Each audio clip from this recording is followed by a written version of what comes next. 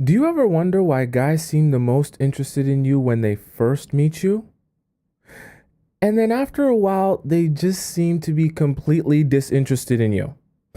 Isn't it frustrating to feel like all of a sudden you don't matter anymore and you don't even feel like you've done anything that different? Here's the truth. Guys are losing interest in you because they're losing respect for you. And it only has to do with the few small things that you probably didn't even realize you were doing. Which is why on today's show, we're going to be discussing 7 ways men lose respect for you. That way, you never make the mistake of presenting yourself the wrong way again. And you can finally demand the respect and the value that you feel is rightfully yours. Welcome to the Players Club. If you're paying attention to me and everyone else in the live stream, please say here present so I know you're here present and actively participating. Welcome to all you beautiful souls in the show. Okay, how you guys doing today? I like seeing your faces. Tommy likes seeing your face. Okay, I see we got Brianna here. I believe we got SH here as well. I see we got Scotty here. Who else we got in the building? We got Sammy here. Sammy's back. Sammy was like our #1 gifter yesterday. I remember everyone. We got that girl's here. We got D's here. We got Magdalena's here. Okay. We got Ty's here as well. Over in the YouTube chat, we got Ivy, our beautiful chat member here. We got Ashley as well, one of these OGs. We got Teddy's here back again. We got Rare's here, Jazz here, Kayla's here. Who else we got? Irina, Anitra, of course. Anitra's one of the staples. Is Enlightened A here? I don't see Enlightened A's name. Okay, we got Jazz here, Nikisha's back, Zoe's here. Welcome, all of you beautiful people, on this beautiful Friday afternoon. It is so good to see you. For some of you, it's Friday night. For some of you, it's Saturday morning. Either way, it's a good day. It's a good time, okay? Everyone's free, so time for you to pay attention and listen to me. Okay? We listen to each other. We learn from each other, okay? So we're going to start off hot and heavy, okay? We're going to get serious, okay? We're joking around, but we're going to get serious. You're going to learn something. Number 1, men lose respect for you when they realize that you're dealing with bums, okay? I'm going to tell you some truths here, and all of these truths are not going to feel good, okay? If I am a man and I start dating you and seeing you, in the process of dating you and seeing you, right, I obviously think I'm the man, right? I think I'm the man, the best man, the sexiest, most amazing man in all the land. That's what I believe of myself. I'm dating you, right? So my belief of you is that if you're going to get with me and I'm the most amazing, beautiful, handsome, sexiest man in all the land, then you have to be the most amazing, beautiful, stunning woman in all the land as well. You got to be a goddess to match my, king, whatever, my god form, whatever. And if that's the case, right, my view of you and my expectation is that you carry yourself with a certain level of respect. And there's certain types of men who would never even dream of being able to get access to you, right? It's like the dream girl, right? The dream girl walks around and everyone wants her, but there's a lot of men who will never get a chance with her. I'm just going to be real with you. I know it's going to hurt your feelings probably. Okay, this is not meant to make you feel good. It's meant to help you come to some realizations. When we as men realize that you've been messing with bums your entire life, okay, we lose respect for you. I'm just going to be so real with you. We lose respect for you because we feel like if you allow bums into your life and you allow them to like actually have a place in your life, that you actually let them grab a seat, sit down a chair and get comfortable in your house, that speaks to the fact that you probably aren't the dream girl. You're probably more like the regular girl. You're probably more like the average girl. You're probably more like the girl that nobody really wants, okay? I'm not saying this to hurt your feelings. I'm just saying this to help you understand this is the thought process that goes through guys' minds. It's part of the reason why I tell you guys, and if you guys have joined me before, you've heard me say this, why I tell you guys, if you've been in a situation where you have made the mistake of allowing a guy or an ex to mistreat you and then just stay and continue mistreating you and he continues staying and you let that go on for a long period of time, I want you, and I'm not saying you have to lie, but when you go into your new relationship, I want you to present it as if that is something that would never even happen ever again.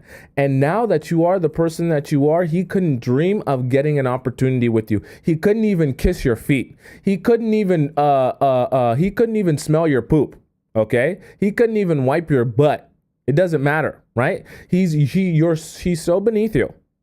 And the way he treated you is so not in line with anything that represents you or anything you'll ever allow from anyone, that guy, after treating you like that, will never, ever, ever be able to speak to you or contact you ever again. Okay. That's how you need to be presenting. If you did make the mistake of dealing with bumps, that's how you need to be presenting your situations as they currently stand with bumps. You need to make it very clear to men when you're meeting them and when you're dating them that bums do not have access to you in any way, shape, or form. The only type of men that have access to you are the men who stand up straight, have their stuff together, and know how to approach you, okay? It's actually very, very important, because when I lose respect for you, because I feel like you allow bums into your life and you allow bums especially to mistreat you in your life, well, then that tells me if I deal with you and I feel like I'm way better than those bum men that you allow to mistreat you, it tells me that I should be mistreating you even worse than the men who were bums were mistreating you. Okay, it's like a subconscious, I'm better than those guys. So if those guys get away with it, I should get away with even more, because I'm not even on the level of those guys. I'm above those guys. You see what happens when you present yourself as someone who allows people to just mistreat you all the time. Okay, so and this is the thing too. For those of you who are like, well, I'm dating a new guy, but yeah, I do still let my ex text me. Yeah, my ex can still call me. And yeah, if there is an emergency, I will still tend to my ex and make sure that he's good. If you're in that scenario, finito, that's done. That's not happening again. Okay, that's done. Okay, because I'm not telling you that you should lie, because you should actually be in a place in your life where bums don't have access to you. So if your bum ex or if your bum last situationship still has access to you, and when I say bum, I'm referring to the way he treated you and the way he carries himself. So I'm not just saying bum as in a guy who's not rich. I'm also saying bum as in a guy who mistreated you, cheated on you, disrespects you, wasn't trying to build no relationship with you, was stringing you along, all of those things wrapped into one. That's what I mean when I'm referring to bums. Guys who aren't the guy that you're looking for or seeking for, and who actively are trying to play games with you. That's the bum that I'm referring to. Okay, that can't do nothing for you basically. And when you're talking about bums, you should actually not be dealing with any bums in your life. Okay, you should not be allowing them to contact you. They should have no way of getting a hold of you. They shouldn't even feel comfortable contacting you, because they know they'll get rejected so crazy that it'll be embarrassing for them. Okay? In every way, shape, or form, the bums, once they present themselves to be bums, should be very distant from you. They shouldn't even be able to dream about the idea of being able to reach out to you and get access to you anymore. Okay? Very important that that's actually true, because you don't want to be up here lying and up here bluffing, okay, and telling fairy tale stories. You actually want that to be real, because is what will help your energy actually present that as being real. Because a guy can understand, okay, you made a mistake of thinking that a guy was actually what you were looking for, and then when you realize he wasn't what you're looking for, you said you're cast away. You're cast out of the kingdom and you're banished forever, okay? That speaks to your ability to have willpower and know what it is you're looking for. And as soon as somebody is not what you're looking for, they have no chance with you, okay? That actually speaks to your respect and your standards for yourself, okay? That's a good thing. However, it's not a good thing if you're allowing bums to continue to mistreat you, and you continue to forgive them, and you continue to allow them to walk all over you. Because like I said before, if I feel like I'm the mightiest king in all the land, this is like the subconscious ego, what each guy's ego tells him, right?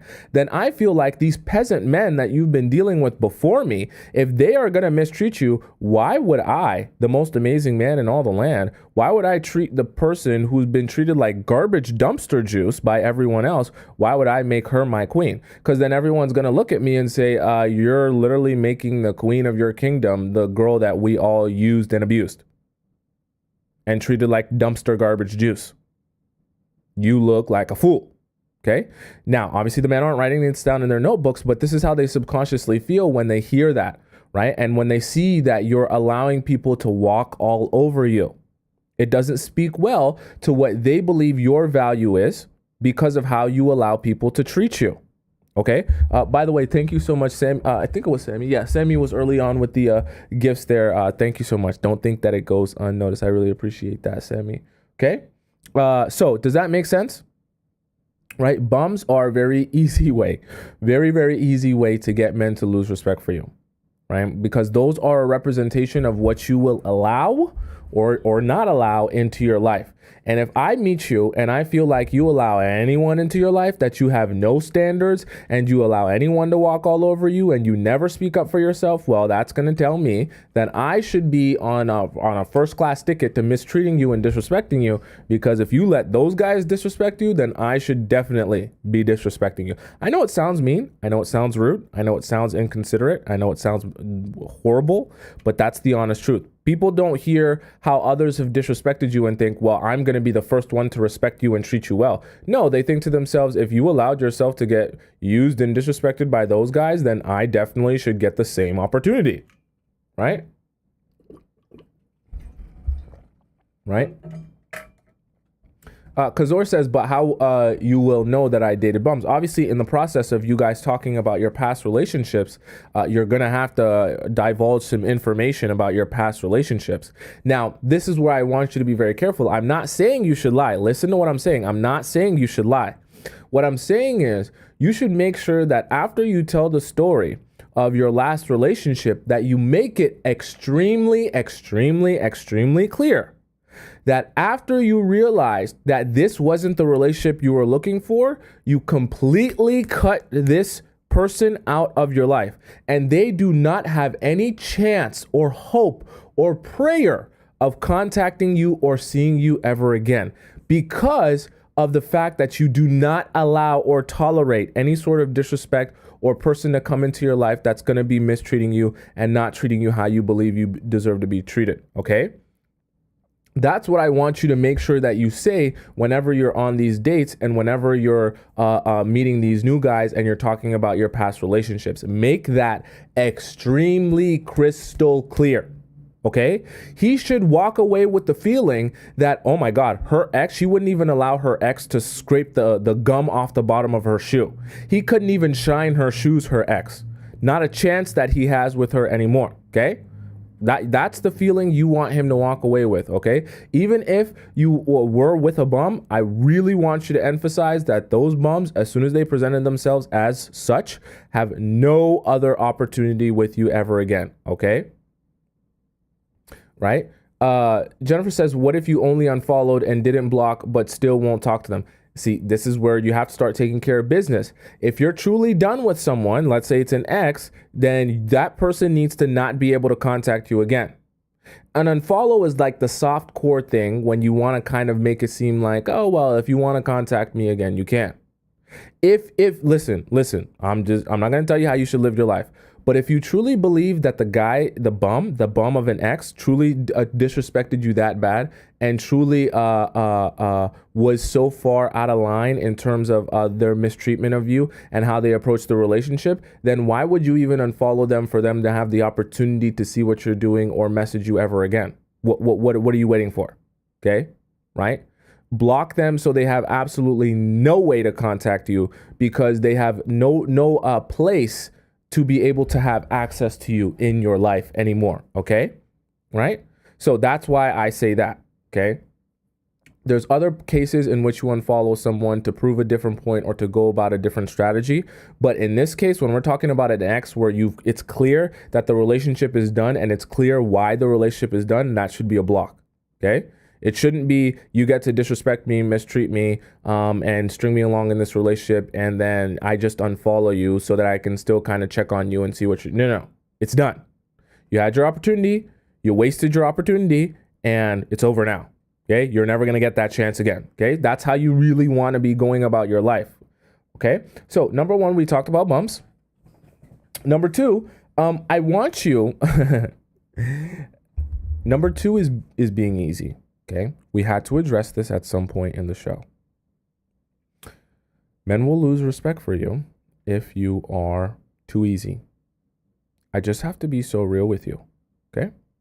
So obviously when I'm talking about easy, I'm referring to his ability to get access to your Squirtle. Those of you who are new here might not know what Squirtle is. The rest of the chat will tell you. It's below your waist, and it's, Squirtle is a water Pokemon. So use your imagination to think why I say Squirtle for below your waist water Pokemon. Okay. And you being too easy is going to communicate to him that you don't have a lot of value. I'm sorry to tell you, okay? I'm sorry to tell you, because I know when I say this, some people get hurt, some people get ashamed, some people feel shamed, right? Of me saying this to you, that you have no value because you're making it easy for him to sleep with you on the first, second night. I just need you to understand it's not something that us men can control. I'm going to tell you a quote that my friend posted on his close friend story, and it really resonated with me along with all my other guy friends, like in that guy friend group, because we're all on his close friend story. Okay, this is a real quote that was posted on Twitter that he posted on his close friend story. Okay, are you ready? The quote goes, sleeping with a girl that you really like on the first night is like unaliving your dog. Okay, I'm going to say the quote one more time because it's actually a really powerful quote and it'll help crystallize what this is all about. The quote was, sleeping with a girl you really like on the first night is like unaliving your dog. It is very true.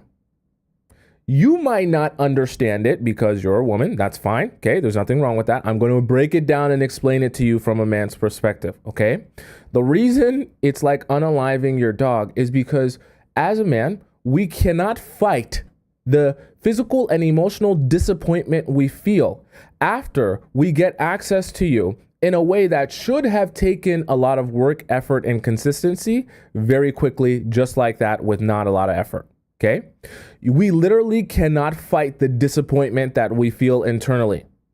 Okay, because when you really like a girl, you feel like there should be a challenge. You feel like there should be obstacles. You feel like there should be a battle and a war to be won in order to finally get to the top of the mountain and win this girl over and get this girl. You want to feel like she's a prize, but it is impossible to feel like she's a prize when you don't actually end up putting any work in to get her in the end. So it's almost like someone telling you, hey, only 1% of people have ever gotten this prize before because it takes so much hard work, so much discipline, so much talent, so much consistency, only for you to get the prize the next day. And you're kind of like, well, I get that it's valuable to everyone else, but it's hard for me to really feel the value in this because I didn't do any work for it. And it's literally disappointing, right? Which is why the quote goes, it's like unaliving your dog, because the pain that you feel is basically unavoidable and it's very intense. I know it sounds very weird because you're like, what? Unaliving your dog just because you sleep with a girl on the first night that you really, yes. The pain is disappointment, okay? That's the pain that we're referring to when we say that, okay? Much like having to put your dog down would be disappointing, even though your dog is still living, even though your dog is still breathing, even though technically, right, this isn't the end, you know that you must do it in order to just put him out of his misery. And the disappointment and the pain that you feel is the same pain and disappointment we feel when we sleep with you, hoping and praying that you would challenge us and just make it harder for us. It's okay. I know this is going to sound very strange. Okay, this is where we're getting into weird territory. But the thing about guys that you have to understand is they will actively try to sleep with you as quickly as possible, while also acknowledging that if they actually are able to accomplish sleeping with you as quickly as possible, it's a disappointment to them. Okay? That doesn't mean that they won't try to still sleep with you as quickly as possible. They're almost like waiting on you to tell them no and waiting on you to pace them. That they can say, oh, okay, I'll wait. I actually value you and I respect you, so I'm going to wait. Okay? And they're like happy for you to say no. We're going to wait. We're going to pace ourselves. They're like glad that you would give them the red light. I know, listen, I know we're here on a Friday and it's supposed to be a relaxed day, and I'm already starting to say stuff that makes absolutely no sense. Okay?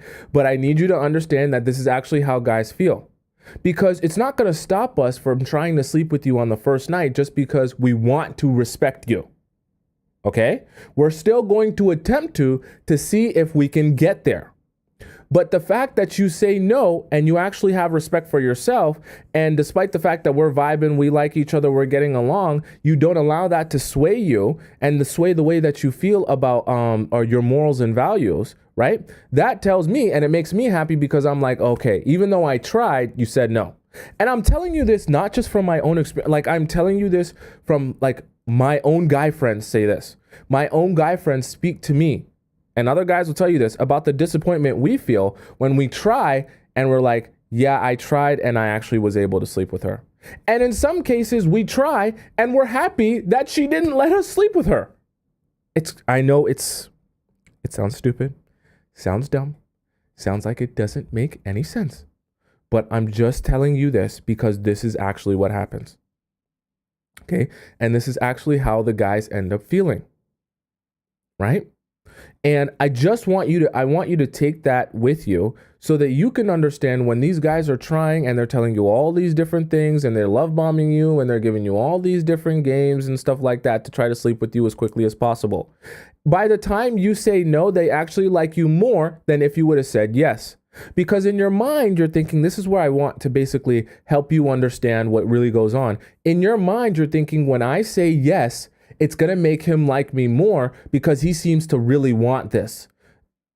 Guys are like working against themselves in the weirdest way, because when you say no, even though you think, oh, that's going to make him like me less, it ends up in him liking you more. Because like I said earlier in the intro, the interest is actually tied to the respect.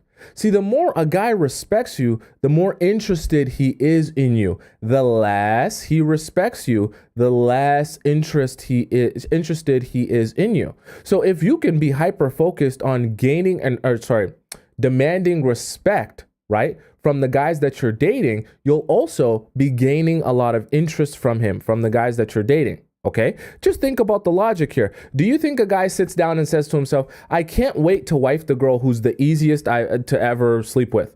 I can't wait to wife the girl who will let me do anything to her, say anything to her, treat her any way I want, who will let me walk all over her, who's an absolute pushover, who never stands up for herself, never sets boundaries. No guy is saying that he wants to make the mother of his children the girl who's the easiest to take advantage of. No guy says that. Okay. When guys think of the wife, the girl that they want to make the mother of their children, they're thinking of the girl who respects themselves. They're thinking of the girl who values themselves. They're thinking of a girl who can say no to things, say no to them, and say no to other people, right? Who can set boundaries, all those things. So when you think of it like that, saying no puts you in the category of the person who is a wife. Saying yes to a lot of things puts you in the category of the person he's not looking to make a wife out of. But it's confusing to you because guys will make you feel like they'll like you more if you say yes to a lot of things. That's the confusing part, and I understand. Okay? Right? Dev says many aren't even thinking clearly, just saying it's true. It's true. A lot of guys don't even know this. See, obviously I'm explaining it to you and breaking it down to you in a way that's more digestible, but a lot of guys aren't even thinking about, their end goal as far into the future as, oh, I'm trying to build this relationship in this particular way, and so if we hold off on sleeping together and I hold my water and I be patient with her, we'll be able to build. No, they're just thinking, okay, if I can sleep with her as early as possible, then I'll do that. And then if you pace him, I'll wait and I'll be paced as well. They're almost like going with whatever flow you decide. That's the weirdest thing. Men, quote unquote, lead. But when we're talking about relationships and like the pace that things go at, it actually is more your choice, because he's pursuing you, and in his pursuit of you, you get to have the say of what goes and what doesn't go. Right? Magical says, well, he got mad and he ghosted me since I said no. Well, that's the thing. There are some men, right? There are men who are going to date you or begin dating you because they're actually there to build something with you. And then obviously there are going to be men who, start seeing you and dating you just for the simple, to get the easy access to your Squirtle. Okay. And obviously, if you say no to those men, they're going to be like, well, what am I here for? This is a complete waste of my time. But I always want to encourage you guys that you should never get frustrated with the fact that men will ghost you or disappear on you when you say no to them. All you're doing is you're weeding out the men who weren't even here to actually be with you for real in the first place, which is good for you. You want to be doing that. You want to be weeding out men who aren't here to actually be committed to you as quickly as possible. So when you say no and they disappear, well, you've wasted a whole lot less time. So that's actually a great thing. So I forget who it was that said that earlier in the YouTube chat, but be very magical. It was be very, very happy that when you say no to guys, they immediately go. You should be hoping and praying actually that as soon as you say no to a guy, that he ghosts you, because then that's so much less time spent on a guy who you weren't even going to end up with in the first place. And you should be hoping and praying that the guys can make that decision early on so that the ones that do stay around after you say no are actually there to be committed to you for real. Okay? All right? So does that make sense to you guys so far? Now, so we talked about bumps.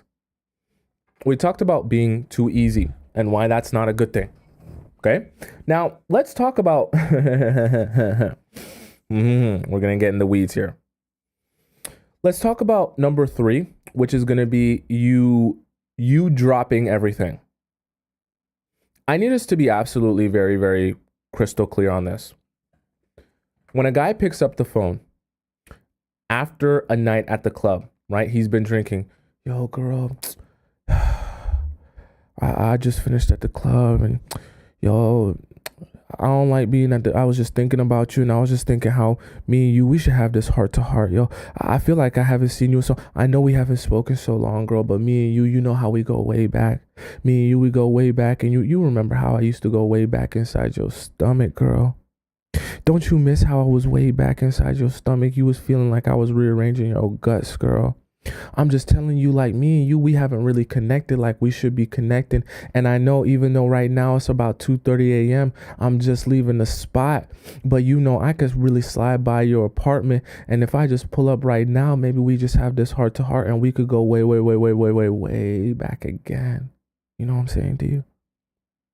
And because you like him so much and you're so into him and he tells you all these amazing, sweet words that mean nothing, you say yes, and he comes over and he rearranges your guts, and then he's gone again for the next 3 or 4 weeks, okay? Here's the thing. I need you to understand that when you drop everything for guys, they lose respect for you. You're thinking in your mind, right, that when he calls you at 2:30 a.m. and you pick up the phone when you're in a dead sleep, right? You're literally like half asleep, and you pick up the phone just because you see that it's him. You answer, and then you let him come over, right? Or you sacrifice going to work, you take a shift off, or you call in sick just to spend time with him, right? Randomly, when he randomly hits you up and he's like, I want to spend time with you right now. And just in general, you drop everything whenever he wants access to you. And you rearrange your entire schedule and your whole life whenever he wants access to you. You sacrifice sleep, you sacrifice meetings, you sacrifice friend hangouts, you sacrifice whatever you need to sacrifice, okay? Guys lose respect for you because all that teaches them is that whenever he wants access to you, he will get access to you. So what do you think he's thinking in his mind when he doesn't need access to you? He's thinking nothing. He's thinking nothing about you. He's thinking nothing about what you want. He's thinking nothing about what you need. He's thinking nothing that has to do with you. Because when he needs access to you and he actually wants to utilize you, then he will call you, you will answer, and he will utilize you. Do you understand how that works, right? There's no planning or scheduling or thinking or thought brain power required for someone who is readily available to me whenever I need them to be available to me, okay? Do not drop everything for men. They will realize that you're dropping everything for them whenever they need you or want you, and they will treat you like DoorDash, okay? I've told you about this before, guys. Do not, everyone in the chat say, do not become DoorDash. Okay, do not become DoorDash. The same way when you're hungry, you pick up the phone and you open the DoorDash app and you order you some food and it comes to your house in 45 minutes or less. That is you. You are DoorDash to these men. Because the moment he wants you or wants access to you, he opens up your app, i.e., he opens up your contact info, he sends you a quick message, he orders you to his house, and you're there in 45 minutes or less. Actually, you guys are like DoorDash Express because you come even earlier than 45 minutes. And so whenever he doesn't need access to you, whenever he's not hungry for you, H'd up, horned up for you, he's not going to open your app. Do you ever scroll through DoorDash when you're not hungry? Do you just casually scroll through DoorDash thinking, I wonder if they got the dragon roll, buy one, get one free today, even though I'm not going to order one. I just want to see if they got it today. I wonder what coupons they got on DoorDash today. I was just wanting to scroll through and look through them. No. You don't open the app unless you're planning on purchasing something and ordering it to your house. The same way that man is not going to open your contact information unless he plans on ordering you. And when he doesn't plan on ordering you, he will not be thinking about you. Okay? Do not drop everything for men. They will realize that, they will quickly lose respect for you, and they will treat you as such. They will treat you like DoorDash. Okay? And when they lose interest in you, the only time they will seem interested in you is when they want access to you. And you'll be in a vicious cycle of feeling like the only time you can get his interest or generate some interest from him is by being readily available to him right now at that second. And you're going to feel like the best version of you to him is someone who will drop everything whenever it is, whenever he needs you, and be there for him because your availability is like a plus that no other girl will just drop everything and be there for him right away. And you feel like you're doing something by doing that and helping the situation and helping his interest in you by doing that. When in reality, he's just showing you that interest to get that access to you. Then when he gets that access to you, he stops faking that interest because he doesn't need to fake the interest anymore. Okay? Right? I know it sounds mean. And I know that when you hear it, some of you are like, damn, I'm so ashamed of my actions. I can't believe I actually allowed him to treat me like that. I can't believe I actually allowed him to do that to me. It's good. It's good because that realization will stick in your memory. And hopefully when you go to sleep, when you're on the toilet, when you're in bed, when you wake up, when you go on your dates, when you talk to these guys, you'll have my face and my voice replaying in your mind forever, just on a constant loop. And you'll be feeling that same shame when a guy comes to you and approaches you the wrong way. You'll be like, I'm not going down that path ever again. Okay. You'll just constantly see my voice and see my voice, hear my voice and see my face. Okay. Right. So, bumps, number one. Number two, being way too easy. Okay. Number three, dropping everything for him. Number four. Okay. Having no direction. Now, when I say having no direction, okay, this is going to sound really weird for some of you because some of you are going to feel like, well, you know, I'm a girl, so my job is to just be the woman, just be the wife and only worry about that. I don't need to be worried about all these other things. Okay, I need you to understand here. Even though you are a woman and you are going to be someone's wife one day and someone's girlfriend, okay? I need you to understand that there is more to your life than just that, okay? You're even more capable than just being someone's wife or girlfriend, okay? Now, the reason I talk about no direction is some of you get lost in the idea that your only purpose here in this life is to be someone's wife or girlfriend. So that's all you spend your time thinking about. That's all you spend your time worrying about. And you don't even know yourself. You don't know what you like. You don't know what you want. You don't know what you find interesting or fascinating. You don't know anything about yourself.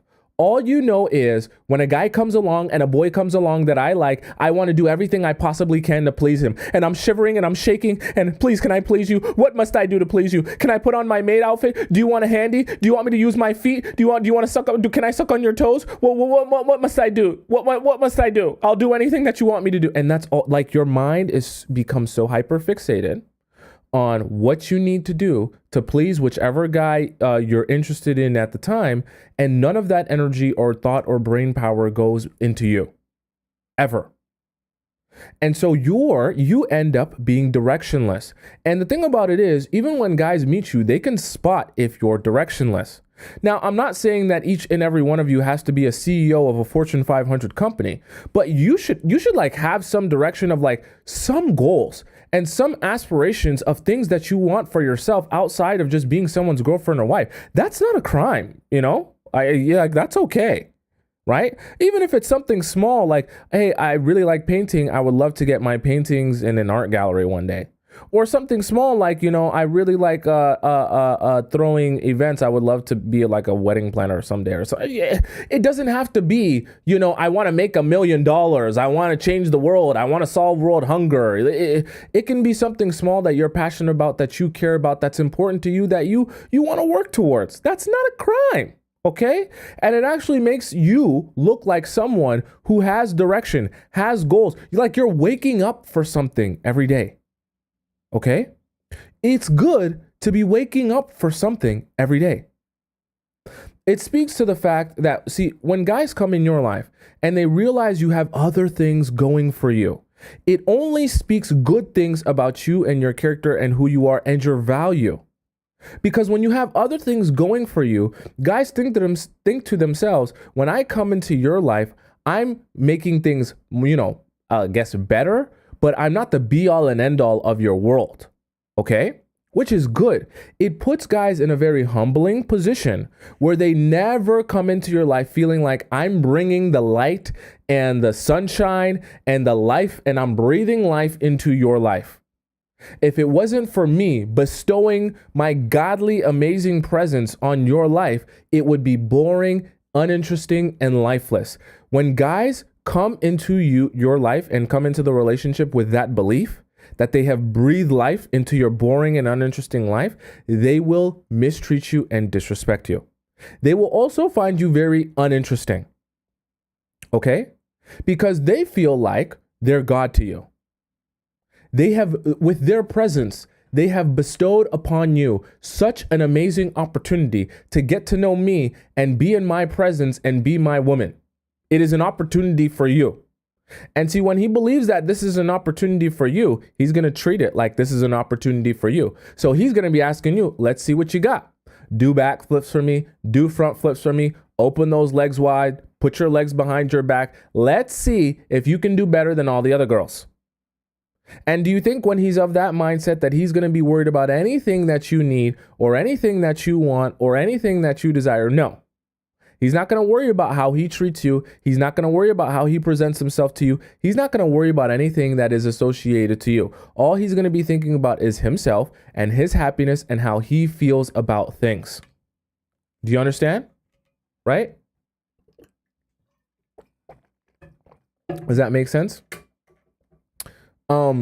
Moderators, if you see some spam messages, you guys can block that in the thing. You should have that ability. Okay. So, in the TikTok I'm talking about. So, empty. So no direction, right? You don't want guys to feel like you have no direction. Okay. You want guys to come into your life with the understanding that you have other things going for you other than just them. That you're not just aimless, right, in your life, and you're not just aimless in the things that you're doing, sitting around waiting for a man to come along and be the light of your life, okay? Nothing wrong with, liking your partner and, caring about your partner and being happy that they're in your life, but your partner, specifically the man that is in your life, should not be like your entire everything. That should not be your universe, where literally when he walks out of the door, your life goes on pause because you have no life outside of him. Okay, that's what I mean by being directionless and you have just nothing going for you. I don't know what I want to do. I don't know what I want to study. I don't know what I want to get into. I don't know where I want to work. I don't know where I want to be in 5 years. I don't know where I want to live. I don't know what I want my life to look like. And you're almost like waiting for him, not even for him, but you're waiting for whatever guy that comes into your life to like magically bestow upon you all of those answers for you. You don't know what you want. You don't know what you enjoy doing. You don't know what you enjoy spending your time doing. And you're waiting for like a man to be in a relationship with you that somehow you'll get those answers through that. What will happen is you won't get those answers. Instead of trying to get those answers, you'll just focus more of your time, attention, and energy on him. And then your life will become about him. You won't have a life. It'll just be him. And then he'll actually get really bored and actually very annoyed with you because everything you do has to do with him. And you have nothing for yourself. And every little small thing that he does, you're going to have it underneath a microscope because you don't have a life. So your life is his life. That's very annoying. You're like a pest at that point. Okay. Don't be a pest. Be a queen. Okay. Be a black cat. Okay. So no direction was number 4. So it was bums was number 1. Easy was number 2. Dropping everything was number 3. No direction, number 4. Now, number 5, a little bit similar to number 4, but number 5 is being an empty shell. Now, when I'm referring to being an empty shell, what I'm really referring to is not having any sort of opinions or thoughts of your own. See, I know that it sounds very strange, but guys can't respect someone who is an empty shell or like a shadow or like a parrot, okay?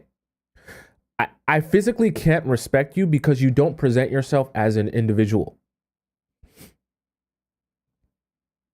An individual has their own individual thoughts, opinions, and perspective that might not always be in agreement with mine. Right? And that's okay. That actually makes you an individual. Okay? That's not a crime. The problem is for some of you, you get into a state where you're so hyper fixated on how to get him to like you that you think if I say nothing and do nothing that's against him, if I never have an opinion that's against his opinion, if I always do my absolute best to be as agreeable as possible, then he will like me more and be more interested in me. In reality, he loses respect for you and subsequently he loses interest in you. Because you're very boring and you're not even like an individual. Being with you is like being with the parrot. Being with you is like being with the shadow. Being with you is like being with an empty shell. You're only a human being in the flesh. Everything on the inside is absolutely empty, and whatever I want to project onto it, that's whatever it will be on the inside. That's not very fascinating or interesting, I'll tell you that. That doesn't spark guys' desire to chase and pursue after you. It doesn't. All it makes him feel is, wow, you're quite boring, quite uninteresting, and I would love to, instead of focus my time and energy on you, look across the pond at whatever dream girl is over here prancing in a flower bloom that I can chase after because she's way more interesting than you. You're an empty shell. Okay? And I know this is painful for some of you to hear, but you need to hear it. And if you feel like this is you, then this message was meant for you, right? Because I know the natural inclination is that, hey, if I do more things to be more likable, if I am more agreeable, it's going to bring him peace. It's going to make things easier. It's going to make it easier for him to fall in love with me and want to be with me. It doesn't. And guys can feel, even though they might be emotionally stunted, guys can still feel and sense that you're trying to do that you're trying so hard to be likable. You're trying so hard to be whatever he wants you to be at any point, think whatever he wants you to think at any point, have whatever opinion he wants you to have at any point. It becomes exhausting even for them because they start praying and hoping that you'll have some sort of individuality. I'm telling you the truth. I'm actually telling you the truth here. This is like deep in the weeds, but I'm telling you the truth. Nobody finds it interesting or fascinating how much you can be like an empty shell that you can agree with everything that he possibly says ever and never have an opinion or a perspective of your own. That's not fascinating. It's not interesting. It's not desirable. And nobody wants that. It's actually quite annoying for most people. Okay? Right? And this is where I want you to kind of try to start reversing the way that you think and the way that you go about things. Okay? It's not a crime to have an opinion. And I actually want you to go about your seat. When one thing changes, other things change as well. And that's why a mindset change, which is everything that we talk about here, is the mindset and the emotional change and the way that you change your approach, changes a lot and changes multiple things at once. Because when you begin to become okay with having your own genuine opinions and thoughts and feelings and presenting them and communicating them, regardless of how someone else feels, you begin to become more confident in your own feelings about things. What I mean by that is you start to understand what your own needs are and wants are, and you speak them based on the fact that those are your own needs and wants. And you stop caring, hey, I wonder if you won't like the fact that these are my needs and wants. It doesn't matter what you think about my needs and wants. They're my needs and wants. Now, it's still my job to communicate my needs and wants, but if you like those needs and wants, you don't like them, they're cool to you, they're uncool to you, it's irrelevant to me. Because that's what I need. That's what I want. Okay? I know it sounds simple when we're breaking it down like this, but in reality, a lot of us, we all struggle with different things. A lot of us struggle with that at some point because we feel like, hey, you might get upset that this is what I need or what I want. And so I feel too shy or too unconfident to communicate to you, this is what I need or what I want. Okay? There's nothing wrong with being selfish. There's nothing wrong with looking out for yourself. There's nothing wrong with having your own opinion, your own perspective, your own thoughts. There's nothing wrong with disagreeing with people. Doesn't mean you got to yell at them. Doesn't mean you got to curse them out. But there's nothing wrong with disagreeing with people and having a difference in the way you go about things. Right? Does that make sense? So, number 1, bumps. Number 2, being easy. Number 3, drop everything. Number 4, no direction. Number 5, the empty shell. Number 6, okay, this one, for some of you, this will really hit home. Okay, so I actually want you to be paying close attention. Okay, if you're on the toilet, stand up straight, stop pooping. Okay. Number 6 is that you can't cut people off. Okay, some of you struggle with this deeply. I need you to understand, when you're dating guys, it will quickly become apparent if you're one of the girls that can't cut people off quickly. Because in the process of me learning about you and learning about specifically your last relationships, it will become very obvious that you have ongoing things. Maybe you're not romantic with these people, but everything is lingering. It's like every relationship or ex or talking stage that you've ever had, it's just lingering.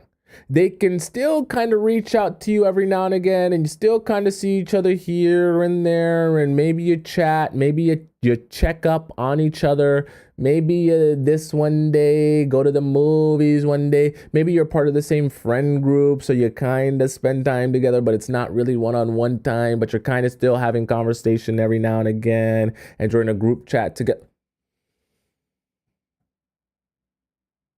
You make yourself look like such an idiot, like such a fool, like such a, what's the word I'm looking for? Like a pushover. Because here's the thing. If you can acknowledge that a situation hasn't worked out, you can acknowledge why it didn't work out, and you can acknowledge that this situation probably isn't going anywhere in the future. What reason do you have to keep those people, specifically those men in your life, around? None. So when I get the sense that you aren't able to stand up for yourself and end things when they stop benefiting you, or when the relationship is basically and essentially over, it tells me you're very weak-minded. It tells me you have no willpower. It tells me you have no ability to stand up for yourself. Subsequently, I lose respect for you because I don't feel like you even have respect for yourself. You don't even think of yourself as valuable enough that if someone mistreats you, or if someone is not willing to meet you where you expect to be meted, or how you expect to be treated in a relationship, that's it for them.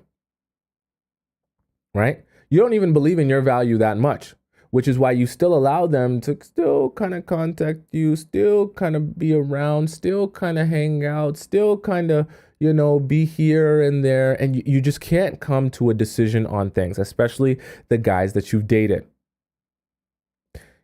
It makes you look extremely weak. I just had deja vu. Makes you look extremely weak. Extremely weak. And when you look that weak to men, they will never be able to have any type of respect for you. And subsequently, they will never be able to have any type of interest in you. Think to yourself, what we just discussed, if guys are thinking to themselves, I'm trying to wife the girl who respects herself, who can say no to things, who can set boundaries. I'm trying to wife that girl that has like real value. Okay. I'm not trying to wife the girl that says yes to everything, that doesn't know how to set boundaries, that doesn't say how to say no to people and things like that. Right. How do you think you're presenting yourself if you're someone who can't cut people off? Every situation you got an excuse for why this person is still in your life, despite the fact that this relationship clearly hasn't worked out. Okay, this is why I said for some of you, when you hear me say this, you'll be like, damn, that kind of is me. And for a lot of you, you're keeping these guys around for different reasons. And for some of you, you're keeping them around for the same reason. For most of you, it's probably going to be because you're lonely or you don't want to be lonely. And the fear of being lonely is way more scary than just cutting the person off. I need you to understand you're literally working against yourself and you're ruining your ability to actually grow real relationships with the person that you're looking for when you do that, just because you want to be lonely, which is why I always tell you guys, you need to be focusing on putting some of that energy into yourself and figuring out what you can do in your life to make it more interesting, going out places that you enjoy going, picking up hobbies and passions that you enjoy doing. Okay. Spending some time with you. Figuring out what you like to do and places you like to go without boys, okay? That has nothing to do with boys, all right? That's the only way you'll start having a fulfilling life, right? With friends and other relationships with other people that isn't just focused around boys, okay? And when you have a life like that, you won't feel the fear of, oh my God, if I cut you off completely, then I'm going to be lonely again. Oh my God, if I cut you off completely, then I'm not going to have anyone to talk to. If I cut you off completely, then my life is going to be absolutely boring and uninteresting. Do not be a golden retriever dog that when your owner steps outside of the house, you literally just stand there and stare at the air because your life has no meaning to it as when your owner is gone. And until your owner steps back into the house, your life is literally on pause. And when he walks back in, your tail starts wagging and you can actually like live life again because now your life has meaning again when your owner steps back into the house. Don't be like that. Do not be like that. Nobody likes that. Nobody finds that interesting. Nobody finds that attractive. Nobody finds that fascinating. Okay? And if you're not fascinating, interesting, or desirable to men, they will definitely not be pursuing you. I can assure you of that. Okay, I assure you. Okay, I know it sounds a little bit mean, and I'm talking with passions because I'm passionate about it. All right. CMS says focus on yourself, find a hobby, exercise, get outside, and go to a coffee shop and meet people. I 100% agree. Now, I know for a lot of you that spend time here, that's easier said than done. I know some of you, there's obviously a whole bunch of different people with different backgrounds and personalities. So some of you are a little bit more outgoing than others. And I know some of you are on the super duper whooper shy side. But I need to drill this through your head. If you need to listen to me every day until you gain the confidence to actually do it, I need to drill it through your head that the only way for your life to become fulfilling enough that you can stop decentering, the men in your life and only thinking about what they need and how to please them, that you have to actually start like trying things out and doing things, as scary as it is. You actually have to step outside of your house. You actually have to delete the dating apps. You actually like have to start doing more things. Okay. I know that's scary. I know that's painful. And I know that doesn't sound very fun. Okay. I'm not going to sell you a magical dream or a magical potion. I don't know what other people do, but I'm not going to do that. I'm just a regular human being. I'm not no guru. But I can tell you, if you want to see results, it's not going to come in a magical pill or a magical potion. Okay.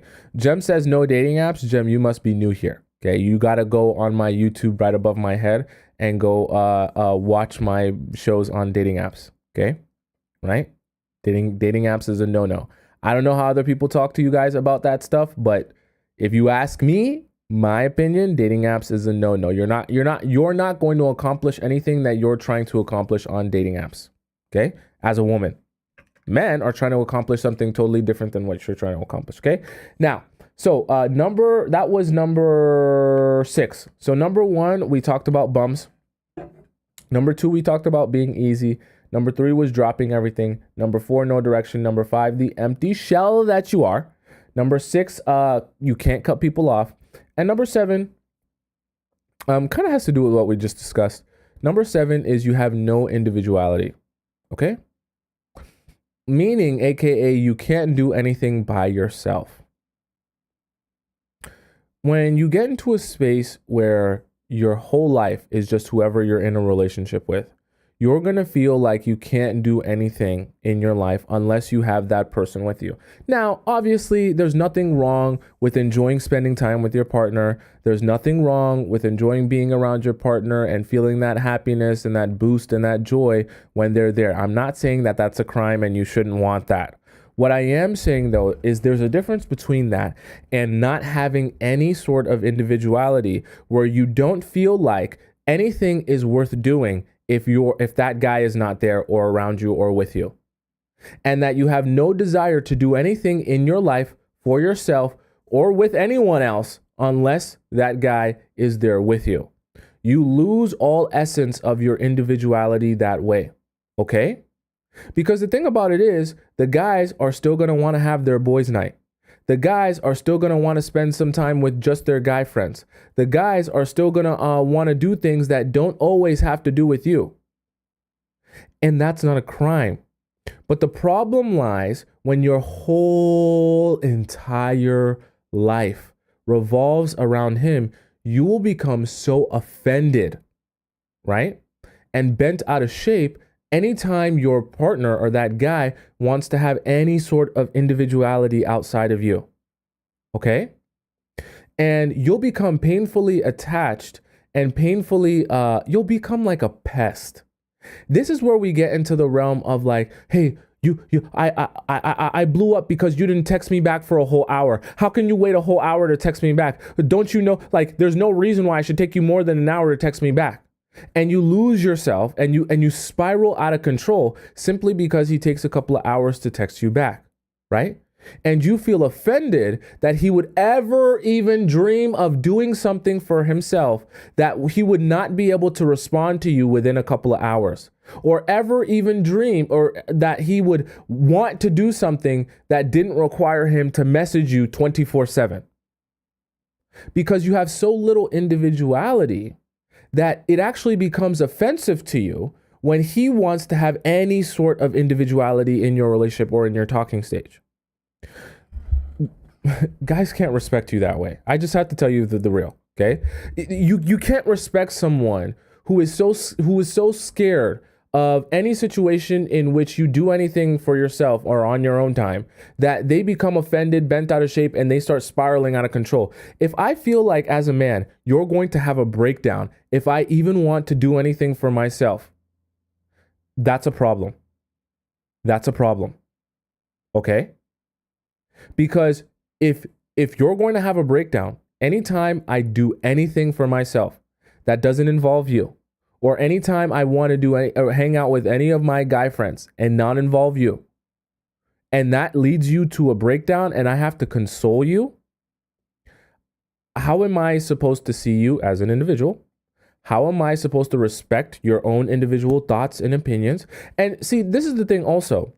When I can't see you as an individual, how am I supposed to respect your boundaries, right? So when you say this is a boundary for me, this is a line that you can't cross, this is something I won't tolerate, this is something I won't deal with, that also comes from a place of, hey, I'm an individual. So whatever my perspective or opinion is, you need to respect that.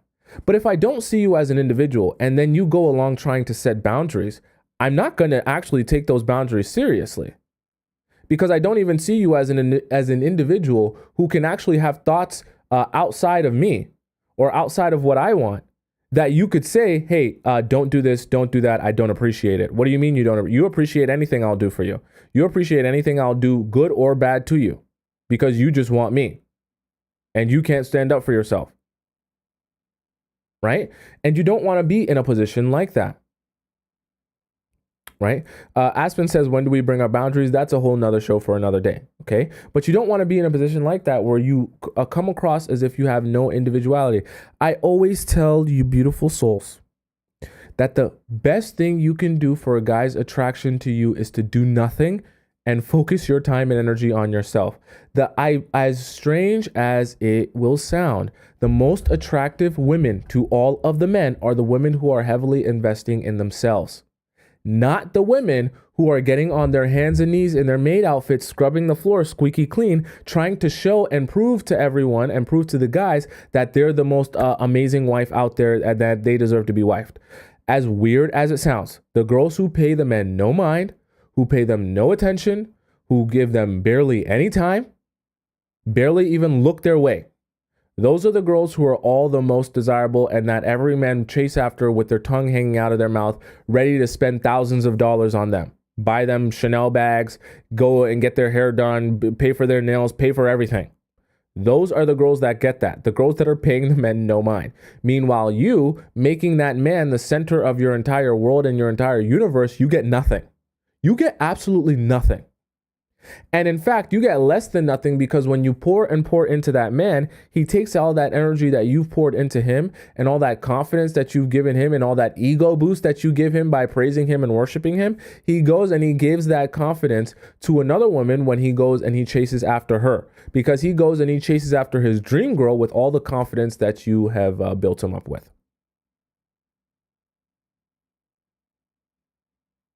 Okay, so we don't want that for you anymore, which is why we had this conversation today. So does that make sense to all of you? Do you guys have any questions about what we just discussed? Okay, Angel says, I hate the whole ignoring thing. I don't like it, nor do I do it unless they give me a reason to. Well, here's the thing. I know it sounds horrible, and I know it sounds like, very toxic. I never tell you guys in the Players Club, I'm going to give you the healthiest of advice. I'm going to give you advice that actually works. Okay, that doesn't mean that it's going to be healthy or seen as positive by the rest of the world. Okay, I just can't promise you that. Okay, the advice I give you will sound toxic. It'll sound manipulative. It'll sound like you're using people to get what you want, but you'll get what you want, and you'll have the men wrapped around your finger. And then the women who don't have men wrapped around their finger will be asking you and begging you for your secret on how you do it. So you get to be one or the other. You either get to figure out what the strategy is, utilize the strategy to your advantage and get the men crawling on glass, ready to sniff your butthole, or you don't follow any of the strategies. You say, I'm just going to be me. I'm just going to do what I've been doing. I'm just going to be honest with myself and true to myself and tell people exactly how I feel, exactly when I feel it, and never leave any mystery to anything. Cool. Go about it like that, but let's see how far you get. And let's see if you're still frustrated down the road. Right? Elena says, how do you express love as a woman? In the beginning stages, you don't. I know it sounds horrible, but you don't. Why? Because men take that. If you give men love too early, right, and you give them validation too early, they take that and they see it as, okay, well, now that I've gotten that validation, I don't need anything else from you, right? You only want to be giving love to men who show themselves to be committed to you and here for the right reasons. That's when you give yourself to the person. That's when you can start trauma dumping to the person. I've seen people ask before too. They're like, well, when do we get to trauma dump? You get to trauma dump to your boyfriend or to your husband. You don't trauma dump to the random guy that you're just started dating, okay? You don't. It doesn't serve you any purpose, because if you just start dating him and you're not sure of him yet, there's no reason to be sharing those intimate parts of yourself with him. Keep things vague, ask a lot of questions so he can get in detail about himself, but you don't need to be sharing too much about yourself. You keep your cards close to your chest and you keep your mystery going until you can decide if this is the guy you actually want to spend your time with. So your love is there to be given, just not to everyone, and not to damn sure not to every guy that you go out on a date with. For sure not. For sure not. Okay. Desire says, when you slowly stop showing interest, they show more interest. It happens every time. Every time you show less interest in a guy, he will pick up the slack and show you more interest. Unless he was only there to get access to your Squirtle, then you might not get some, okay? MZ says, how do you turn things back around? I have a whole live show on my YouTube channel. It's right above my head where I talk about how to get your power back, okay? So for those of you who are, I know there's a lot of new people. We have like almost 800 people on the TikTok live stream. So for those of you who are new here on the TikTok live, If you want to watch all my other live streams, you just go right on the top right of where it says my name. You type in my name on the YouTube search bar, and you'll find all my live streams where we've talked about all these different relationship topics that you might be wondering about, because there's a chance that I probably have covered it in one of my other shows as well. Okay, so keep that in mind, right? So, with that being said, it's time for us to hop in to the best part of the show. All 700, well, there's more than 700, there's almost like 1,000 of you all here together. All of you are in for a treat. All of you new people are in for the most magical treat. The chat knows what time it is because some of these people have been here before. Some of you that are new here have no idea what's going on. So you're probably wondering why the chat is spamming a particular saying. You're probably very confused. You probably have no idea what time it is. When I ask you what time it is, you probably start looking at your watch or the phone clock, having no idea what time it is. I'm going to clue you in on exactly what time it is. Are you ready? It's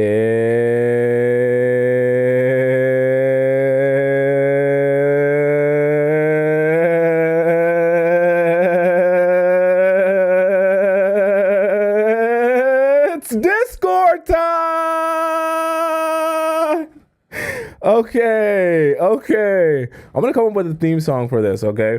Okay, so for those of you new people, I know some of you are new here.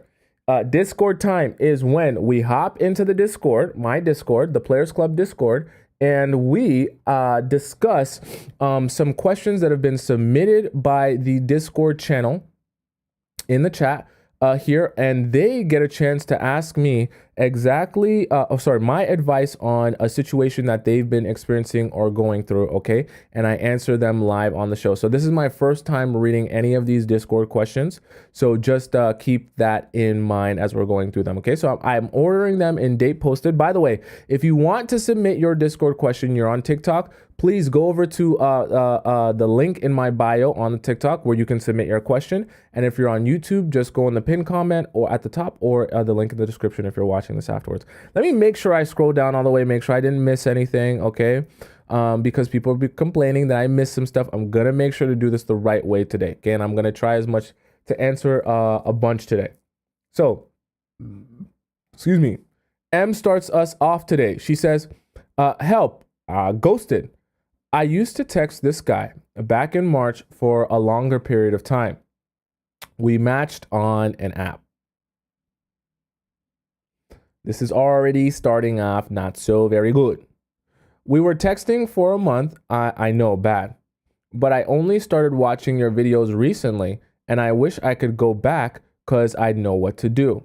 The reason that I let this drag out for so long is because I genuinely thought he might just be a little slow. That's pretty funny. We live in different cities, but it's not that big of a distance, okay? The guy doesn't go out like that, barely has friends outside of school. I like that though, because I'm also like that. Okay. Either way, the whole time we texted, he was obviously interested in me. I mean, you met on the app, right? Or maybe it wasn't a dating app. No, you matched on it, so it was a dating app. Obviously, he's interested in you. Explaining that if we're not going out, then I don't see the purpose of keeping this on. Otherwise, it's a waste of time. And I sent it in a voice recording. Oh, so you actually, wow, you actually said, okay. You know what? Actually, that's not bad. That's good. You set the boundary. Because I was too lazy to type it out. He seemed like he didn't care that much, so I left him on scene. Okay, good. Actually, I'm glad that you did this. This was good. You did a good thing. My mistake was freaking out about the whole situation, so I texted him more than I should have. Okay, yeah, that was a mistake. I mean, at least I left him on scene and didn't bother further. We're 18. Okay, that, wow, okay. We didn't talk for a month, and during that month, he watched my stories. Okay, I'm gonna continue reading this because I already started, but I always tell you guys, please, if you're under the age of 20, please, this isn't the show for you, okay? I understand some of you want to get your advice and you want to get your thing, but the problem is the things that you guys are going through won't really apply to most of you who are under 20 years old, because the guys that you're dating, assuming that you're dating guys around your age, 18 or younger than 20, will be, they're not going to be in a position where they're not even ready to build serious relationships yet. You understand what I'm saying? They don't know enough about themselves and what they want to properly lead you. That's why I say that, okay? But we'll go on for this. I already started. And during that month, he watched my stories, liked one of them, and after a week, reached out talking about going out. It seemed fine. He couldn't make it that following weekend because he was going somewhere with his family. Okay, we texted for the rest of the week, and the next weekend came by, this time to attend this event. I looked it up. It exists, and I'm pretty sure he wasn't lying about it, but I don't know. He seemed a bit worried and texted me, but I do want to, so I don't think otherwise. Not gonna lie, at that moment, the excuses seemed genuine, so I didn't pay that much attention to it. I'm just confused how you went, okay. How did this come back around to you talking to him again? We kept texting, and his B-day came up, so I wished him a happy B-day. He already seemed a bit off and was replying late, so I knew something was up. I asked him about going out last time, and he told me he doesn't know what he's doing on the weekend. I had a gut feeling it's about to go to crap. I told him, if you don't want to, just say so, and got left on scene. Embarrassing. That is embarrassing. Wish I started watching you sooner. I wouldn't be in this situation then. My question is, how do I get him to come back so I can ghost him too? What? Okay. This is an ego thing. That's all I want. Depends on what he says though. I also don't understand what he gets from putting all that time into DMing me every day, talking about going out, being all nice to me just to leave like that. Even if he was bored, he needed a quick ego boost, which is what you're looking for by wanting to ghost him when he comes back to you. But okay, why does he not have the curiosity to see what it's like talking to me in person? This is the problem with being under 20 years old. The guys don't know what they want, and they don't even know how to go about what they want. They don't know, like, they're just confused. Okay.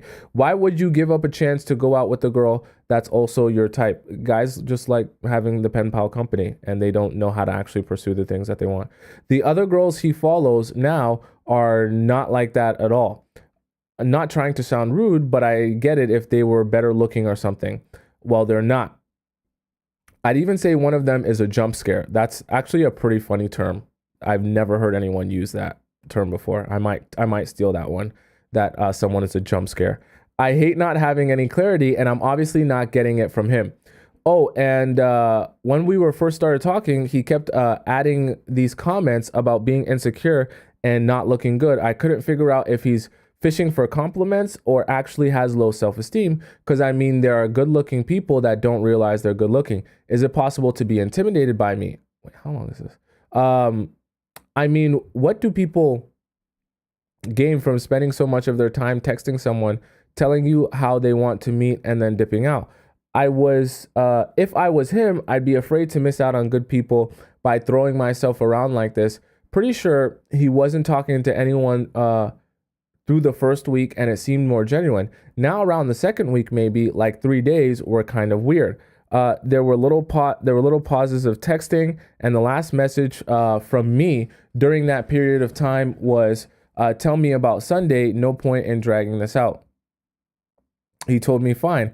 I got a message from him after 2 days, Sunday afternoon, asking what's wrong and why I'm not texting him. When I told him that he can also text, he told me that he forgot. How do you forget to text me about Sunday if that's the last thing? I mean, you open the chat right there. Obviously, it's, I'll assume, is scared. Sorry, I'm just skimming through this first week. Also, my biggest regret is not finding videos sooner. Everything you say is certified. Okay, thank you very much, M. So the reason, it's not because I don't want to answer your question, but here's the thing, okay? The guys that you're dating that are under 20 years old, they don't know what they want either. So assuming that the guy you're dating is also under 20 years old, they're just already immature in themselves. So you're trying to get maturity out of a guy who's not mature. This is part of the problem with, when you're at this age. Why I always say at this age, really, you just need to be focusing on yourself, not on boys or anything that has to do with relationships with boys, because they're not going to be able to do anything for you at this age anyways. Okay. As well, guys, if you need to go back on my live stream and watch my show about pen pals, because that directly applies to you. People do it for various reasons, mostly because they're lonely and they just want some company to just chit chat with someone with no real intention of meeting them. Whenever you're talking about a long distance relationship or any sort of distance, you have to have long distance relationship money. So if he has to travel via bus or train or car to come and see you, well, he's need to have that type of money. And at 18, he probably doesn't. So it's already a little bit unrealistic for you guys to be meeting up on a regular basis when neither at 18, well, I guess 18, you can drive depending on if you live in the States or if you live somewhere else. But he probably doesn't have access to a car or transportation where he can readily see you all the time regularly. So in your case and scenario, I think you're expecting a lot from a guy who you shouldn't even be expecting too much from. And I think what you want out of this is just you want an ego boost of having him come back to you, and that way you can ghost him again. And in reality, you don't even actually want this guy. If you were to sit down and think to yourself, what do I actually want in a guy and in a partner, even though you're 18, so you're still too young to be thinking about that.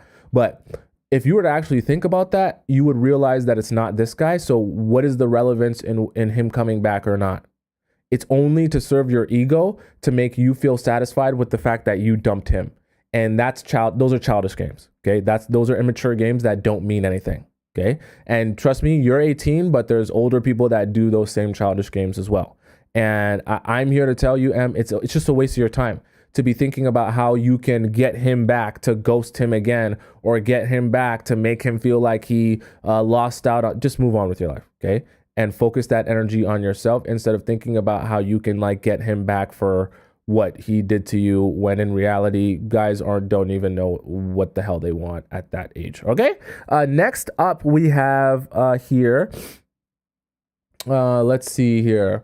We got, nope, wait. I got to go all the way back to the top, and I got to make sure that I order it as date posted, right? Let's do this and then go back. Date posted. Sorry, because last time it was messing me up when I didn't do it that way. Okay. Vivzeliana.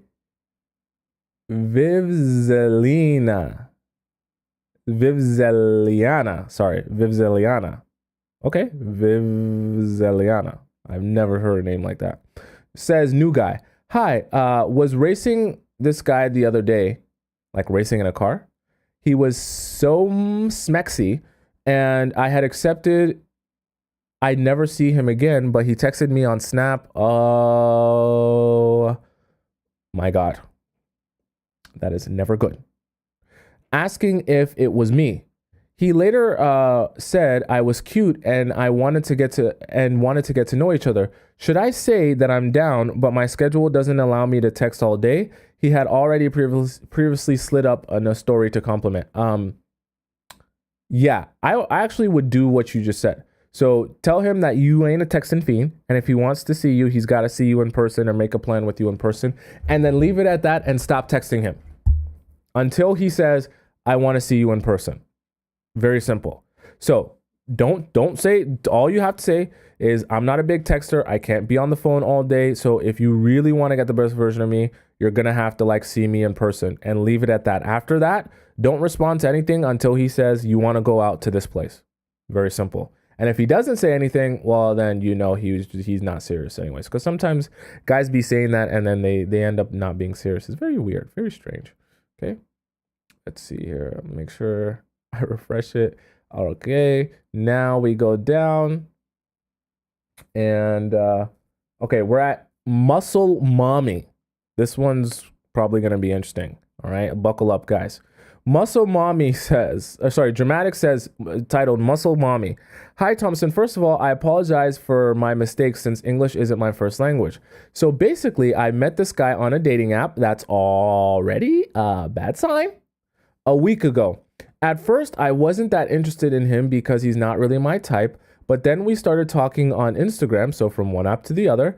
And I realized that he was actually funny and really interesting. No, you realize that the way he texted you was really funny and interesting, not the human being. Okay, let's get that straight. I would discuss with him every time I had some free times. Okay. He told me that I was amazing and really funny. No. He said that your text messages are really amazing and really funny. Okay. He doesn't actually know you. All right. And then we started flirting a little bit. The thing is, we're both gym rats, so sometimes we would talk about it a lot. One day, he suddenly started sending me Instagram reels of pretty girls with muscles saying how amazing they are. It's kind of funny. The first time he sent a video of some Asian girl doing push-ups, and he said that I couldn't even do that. Damn. I didn't take him seriously since we often bully each other for fun.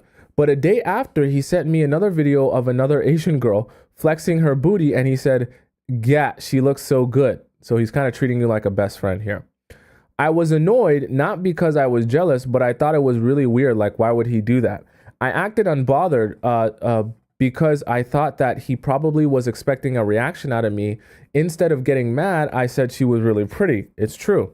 The next day, he sent me some random picture of two pretty Asian girls. So, are you Asian? I would hope that you're Asian, okay?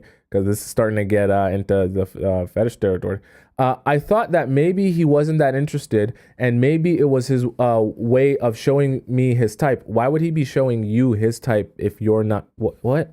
I said that they were pretty, and he said that I was prettier than them. The compliment triggered me because why would he send me pictures of other girls and then act and compare them to me? I told him everyone is unique and beautiful in their own way. That I didn't want to compare the other girls to me. He sent me this emoji and I didn't answer. And he started talking about something else. The next day, he sent me 2 Instagram reels of 2 Asian girls with muscles and a big butt again. With this emoji, that is, oh my God, he's pouring it on thick. I didn't answer, so he sent me reels that say I deserve an award for being so pretty. I just decided to block him.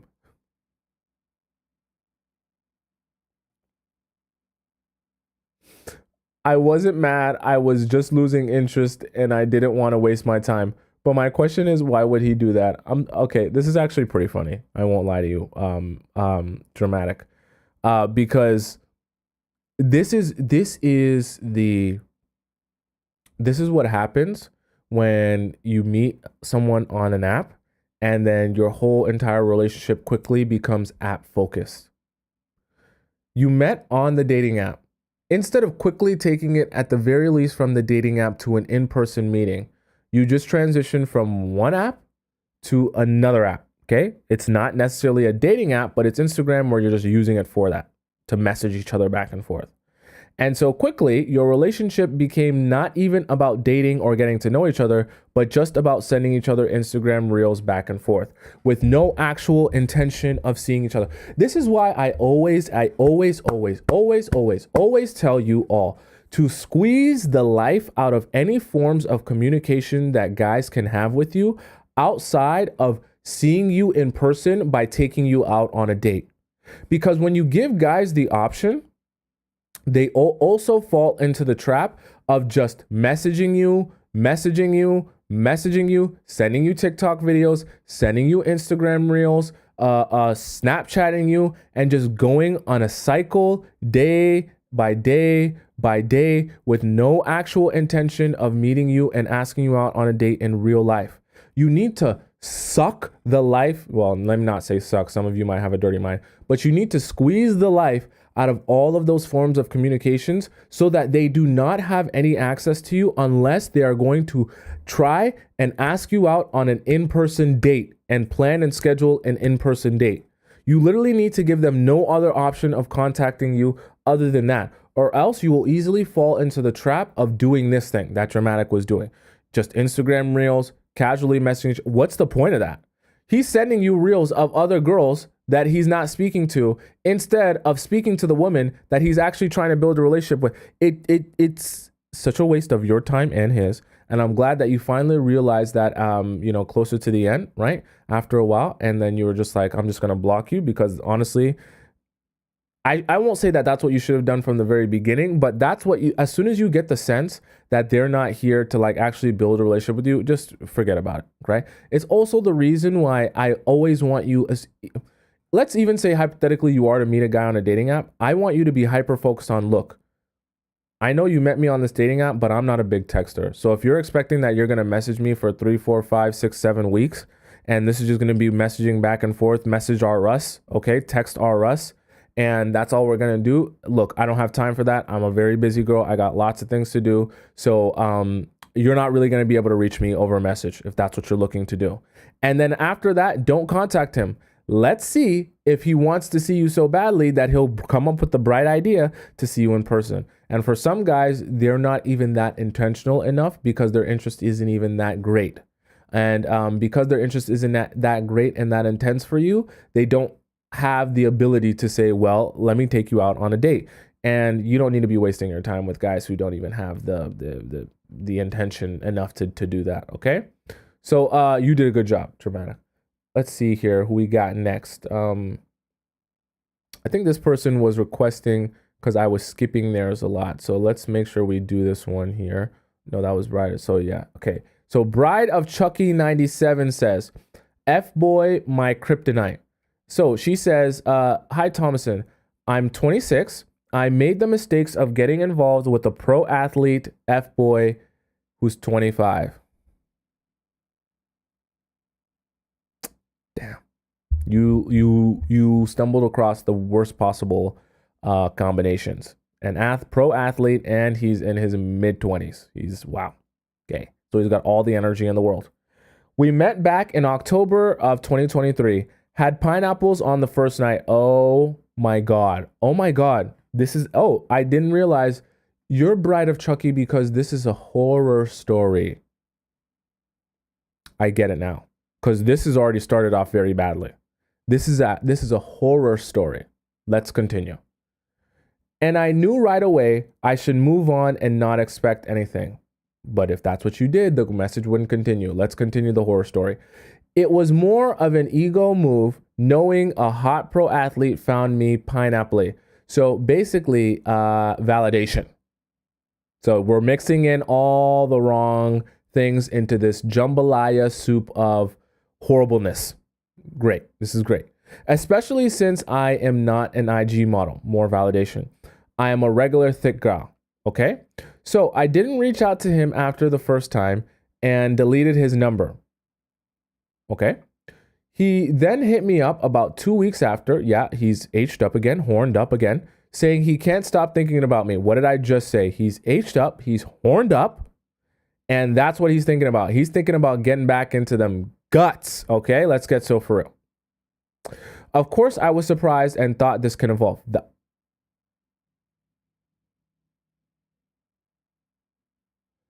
You thought him messaging you after 2 weeks when he didn't message you or say anything to you. You thought that this could evolve into something.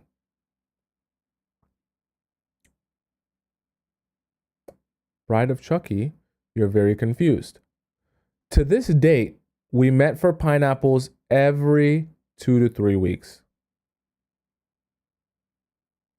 How long? Oh my God. Oh my God. Oh my God. November, December, January, February, March, April, May, June, July.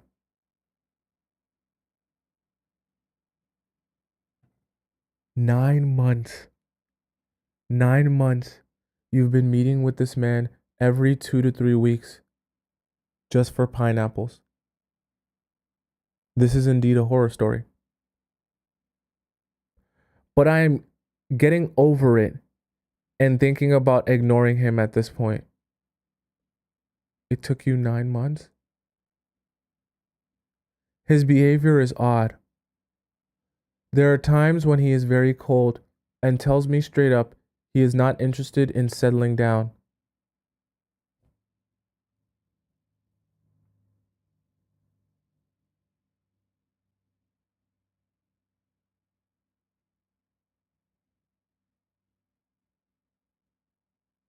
He just wants to pineapple around. He said he was heartbroken once and cannot trust women. Then he asked me if I'm seeing other guys and other questions really you think he wouldn't ask, such as do you want kids? Do I ever want to get married? My body count? Just questions about me. He said he usually doesn't have convos with women, he pineapples.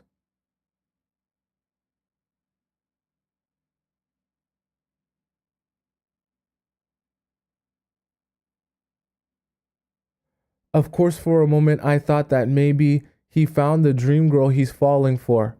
Me.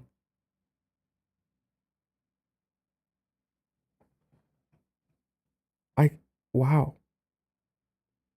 The delusion is so intense that I can actually feel it coming through the screen.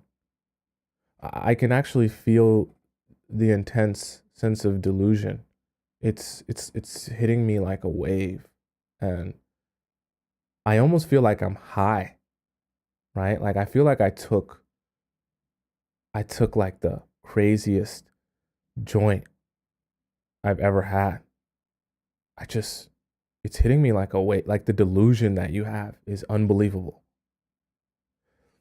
But then I slapped myself and reminded that it's my ego speaking. Wow. Recently, I have not initiated pineapples, just kind of hoping he'll leave me alone and make it easy to move on. What? What? This is I just talked to you guys earlier about not being able to cut people off. This is very sad. Very sad. You can't even bring yourself to just end it. You're hoping he doesn't hit you up so that you let's go on. But no one hits me up. Oh my god. Your life is so tragic. I often say I'm busy, but then he keeps trying to see me. I end up seeing him again. You have no willpower. This is very bad. This is very, very bad. I feel like he has major trust issues. What? What are you talking about? What what type of delusions are you having right now? And whatever issues that led to him being an F boy. What? Regardless, I'm thinking the best option for my sanity here is to simply resist seeing him and stop responding to him. Just ghost. How about you just block? If I start saying, oh, I feel like we need to end this, blah, blah, blah, I don't know how he'll react. Why does it matter? God knows he might be crazy. Crazy and do what? Crazy and do what? He's a pro athlete. What is he going to do? Show up at your house?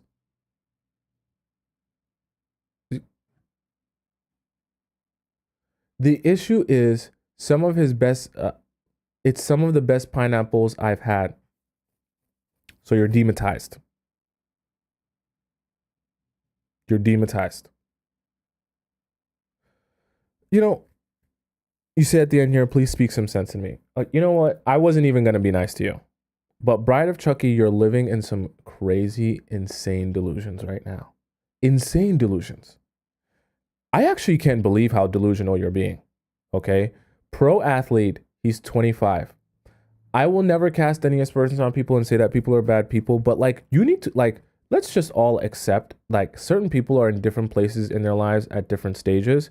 And a 25-year-old pro athlete is not going to be in a place in his life where he's ready to commit to a woman who he didn't already know before he became a pro athlete. If he's a pro athlete at 25, that means he started making money, assuming like he's making some good money. He started making real money in the last 3 to 4 years, maybe. Okay? Maybe even less than that. What that means also is he's still enjoying making lots of money and being able to go wherever he wants and smash any girl that he feels like smashing and pay for whatever dinners he wants to pay for to smash girls. Okay? He's still in that phase at this point. Until he gets to the point where he's 30 something, 40 something, that's when he's going to start saying, okay, I've been able to smash any girl I want. Now I actually want to look for someone to build with. less than 1% of pro athletes making lots of money at 25 will be interested in building a serious long-term relationship. Get so freaking for real. The idea that I'm not going to be mean to, I'm not trying to be mean to you, but the idea that you think you're so special that him just having pineapples with you will convince him that you are the woman for him, that he should throw away all of the other girls and all of the other side pieces to be with you because he has good pineapples with you and he has a little bit of conversation with you every now and again, is delusional on a level that I can't even fathom. Okay? He's lying to you. He has conversation with all the other girls that he has pineapples with. Okay. Now, obviously, not every conversation is going to be super in depth about all his traumas and everything in his past life. But listen to me. Okay. I'm telling you this as a guy. Okay. I have pro athlete friends, and I'm also telling you this as a guy who's been a player. We, in the process of smashing girls multiple times on the regular, we have conversations with all of those girls. You're going to small talk with them. You're going to have casual conversations with all of the ones you're smashing regularly. So when he tells you he doesn't regularly have conversations with all of the girls he's smashing, yeah, the ones that he smashes once or twice. But the ones that he smashes on a regular basis, like you, he has conversations with. Okay? So while that might not necessarily be a lie, it's not the whole truth. You feel special though, because you think to yourself, well, you're having conversations with me because I'm the special one, I'm the different one. No, he has conversations with you because you're the one that he smashes on a regular basis. Okay? So in the span of that, you're going to have some conversations. You're not just going to smash and not say anything to each other. Okay? And that's a regular thing. Doesn't make you any more special, doesn't make you any more closer to getting wifed.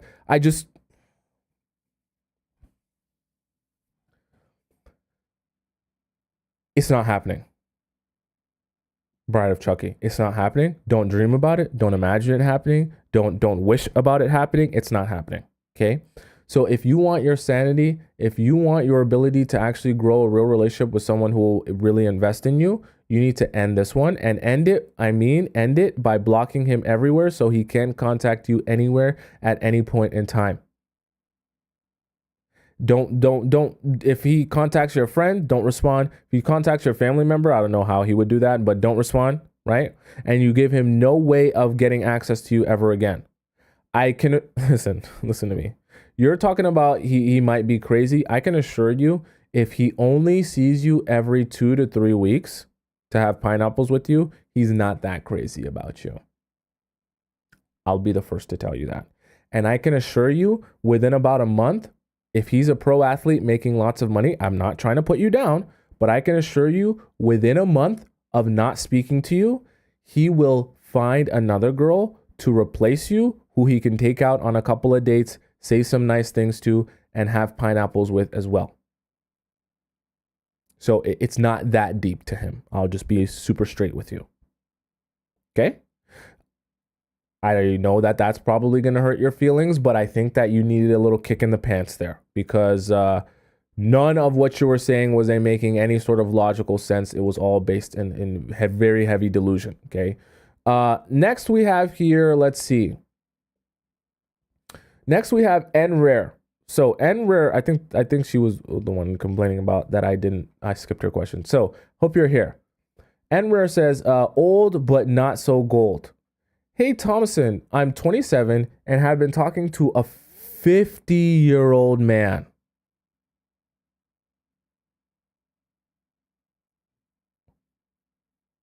Okay. Anyways, before we met, he obviously texted me regular, always first, etc. First date went really good, but after the third date, he started to pull back. He has some past trauma he's trying to heal from, thinking he was taking time to focus on himself.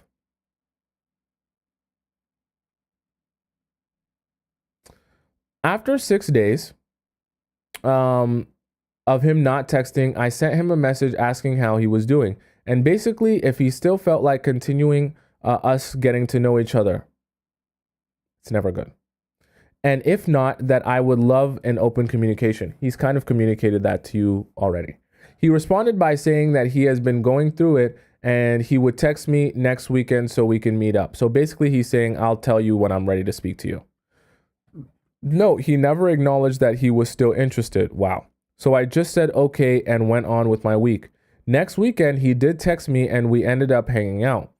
I had a feeling that I wasn't going to see him again as I was just over his lack of doing and pursuing. I could feel that he sensed my energy while taking me home. When he brought me back to the street he thinks I live in. What do you mean he thinks you live in? We hugged goodbye. He said, see you soon, okay? I didn't respond, just smiled and nodded and blew him a kiss. Told him in advance I was traveling soon, so he knew that would be the last date before coming back. The day after, he texted me saying that he had fun and asked me how I was doing and wishing me safe travels. I reached out to him once after that, asking how he was. During my trip, 3 weeks of silence from his end, of course. I stupidly broke no contact, sending him a funny video, of course. I know I should have not. I know I shouldn't have now. He responded by saying he was thinking about me just the day before. Was he really? He probably would have messaged you if he really was. Okay. Well, then you should have texted me. Wait, what? He responded before I said, well, then you should text me. He responded, oh, I was busy at work. You just flew by my mind. So basically what he means is it wasn't that serious. Didn't really know what to say. So I said, right, okay. Anyways, before the convo ended, he said, let me know when you are back. So I came back 1 week ago and told him. He said, great, let's meet soon. 2 weeks later, he still hasn't suggested a date or anything. Shocker. I'm currently not texting him, nor will I ask for any updates on a date, and I muted him. Good, smart girl. Because I would think for his age, he would know what he wants by now. 100,000%. I'm glad you said that before I could, because that's what I was going to say. Regardless of what else may be playing in his life, I don't know. Did I go about this wrong? No, you did the right thing. I'm kindly stuck between cutting him some slack as he is going through something pretty heavy. Doesn't matter. Irrelevant. Honestly, irrelevant. And maybe checking up on him and between. If he had time to text me every day in the beginning and has time to be on a dating app, oh, you ain't mentioned that. Oh, you guys met on the dating app. Okay, interesting. And has time to be on the dating app. Where's my spot? I muted him. Regardless, checking up on him. If he had time to text me every day in the beginning and has time to be on the dating app, then he should have had time to pursue me if he was that interested. Also, I forgot to mention we met on Bumble. Yeah, okay, thanks. I know, please don't bite me. No more dating apps. Well, one more date, then I'm done. Okay, you're an addict. When we hang out, he is really sweet and is always always asked if there is something I need, etc. We haven't done any pineapples, just pack on the second date. Just a peck on the second date. He mentioned that he wanted to take things slow on the third date, but his past isn't even reaching the third. What? The three-toed slot level. What does that mean? What? The three-toed slot level. I don't know what that means. Just the third date. He has a therapist, so when we talk, it's more to get to know each other. He has told me he has plenty of people to talk to if need be, and hasn't been looking for friends as he has many.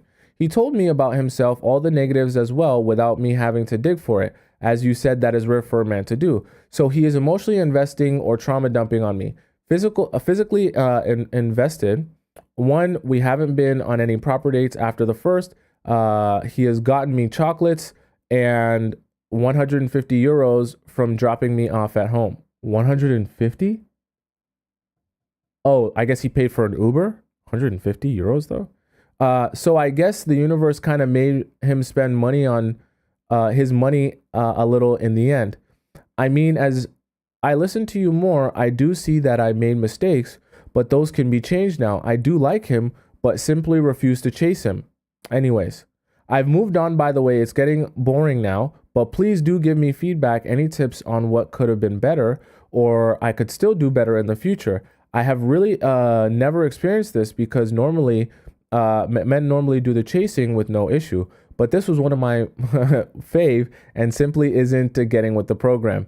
When and if he decides to text me in the future is ignoring the best cause of action. I realized I got a bit attached. You said dating multiple people isn't necessarily the best way to go about it. So how do I avoid this? Anyways, thank you so much for helping us all become better in dating. You are appreciated. Thank you so much. I appreciate that and rare. So to answer your question here,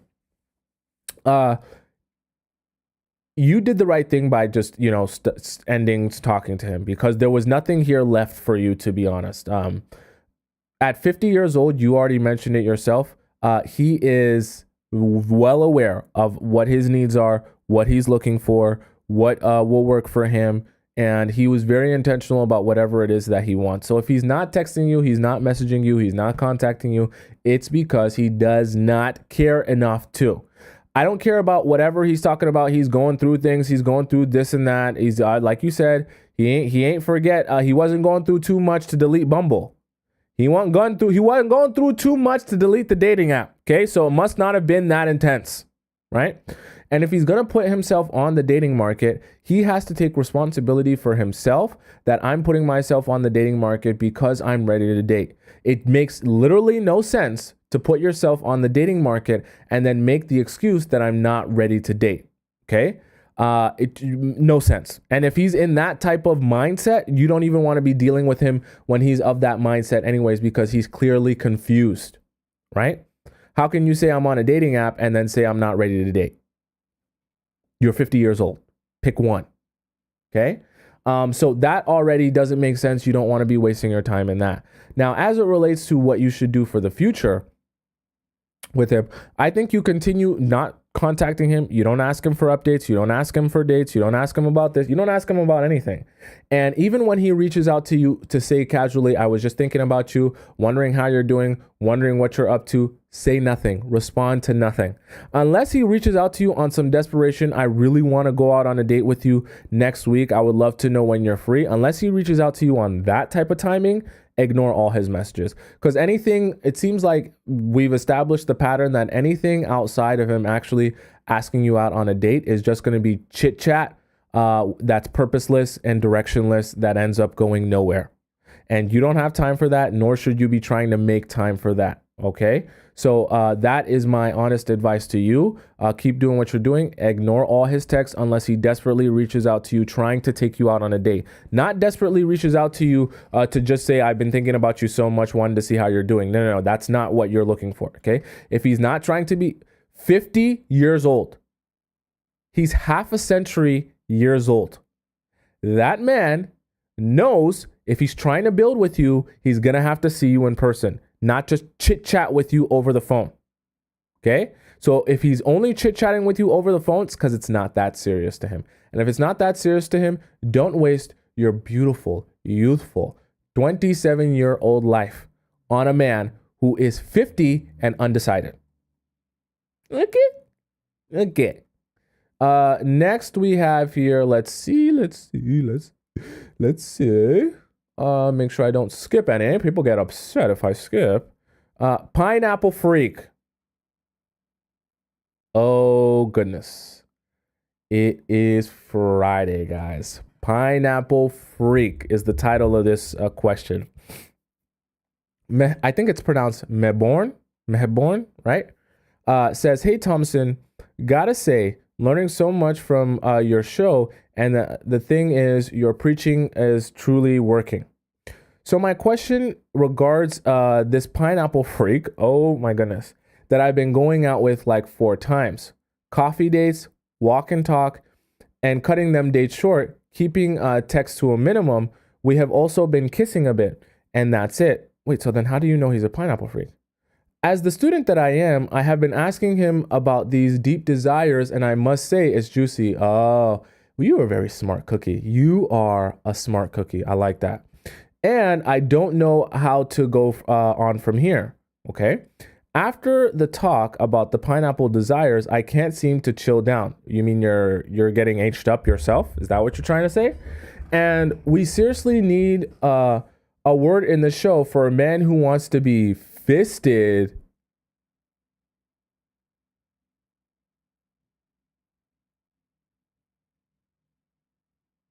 by something bigger than a pineapple.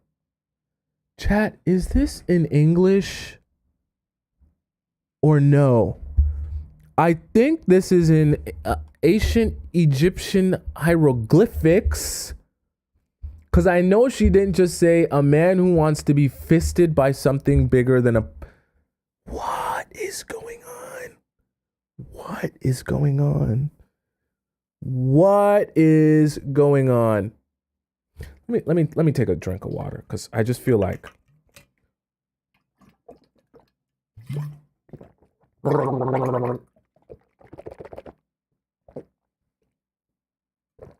don't feel like I can see that right. What does that say, chat? That doesn't say fisted. What is going on? Okay, for a man who wants to be fisted by something bigger than a pineapple, how is that? What can you get that has more girth than a pineapple? A watermelon? Oh my god. This got so dark so fast. I wasn't ready for this. I don't read these ahead of time, so I was not ready for this. He talks about my hands on him and up his dump truck. And me using tools on him as well. He's all about that deep connection. Yeah, he wants you to get deep inside his anus. That's what he wants. Yeah, right. Deep inside him. Yeah, we thinking the same thing. Okay. And says that pushing his deep desires and actual boundaries only happens for him when he can develop a connection to a partner. Wow. I hope you're ready for this lifestyle. But he is texting these things to me, and I replied, thank you for sharing this with me, but he keeps texting. Like he keeps texting about these desires. I don't know how to continue. I'm not sure either. Can the chat, can you guys help me?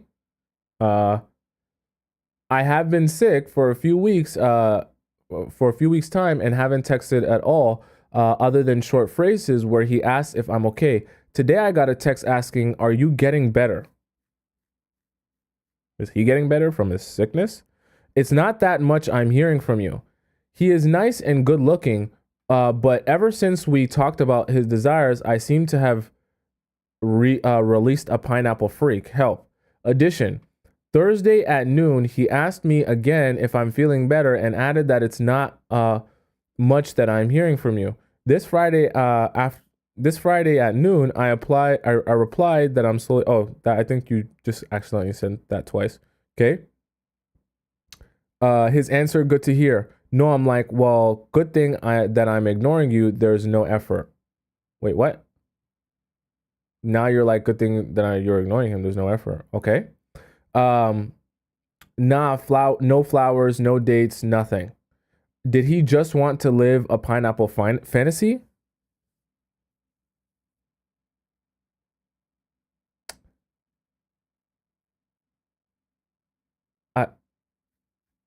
Sorry, I'm taking a while to just like soak it all in here, chat. Sorry, because I was not expecting that. This is probably one of the craziest. Like what? Okay, me born. I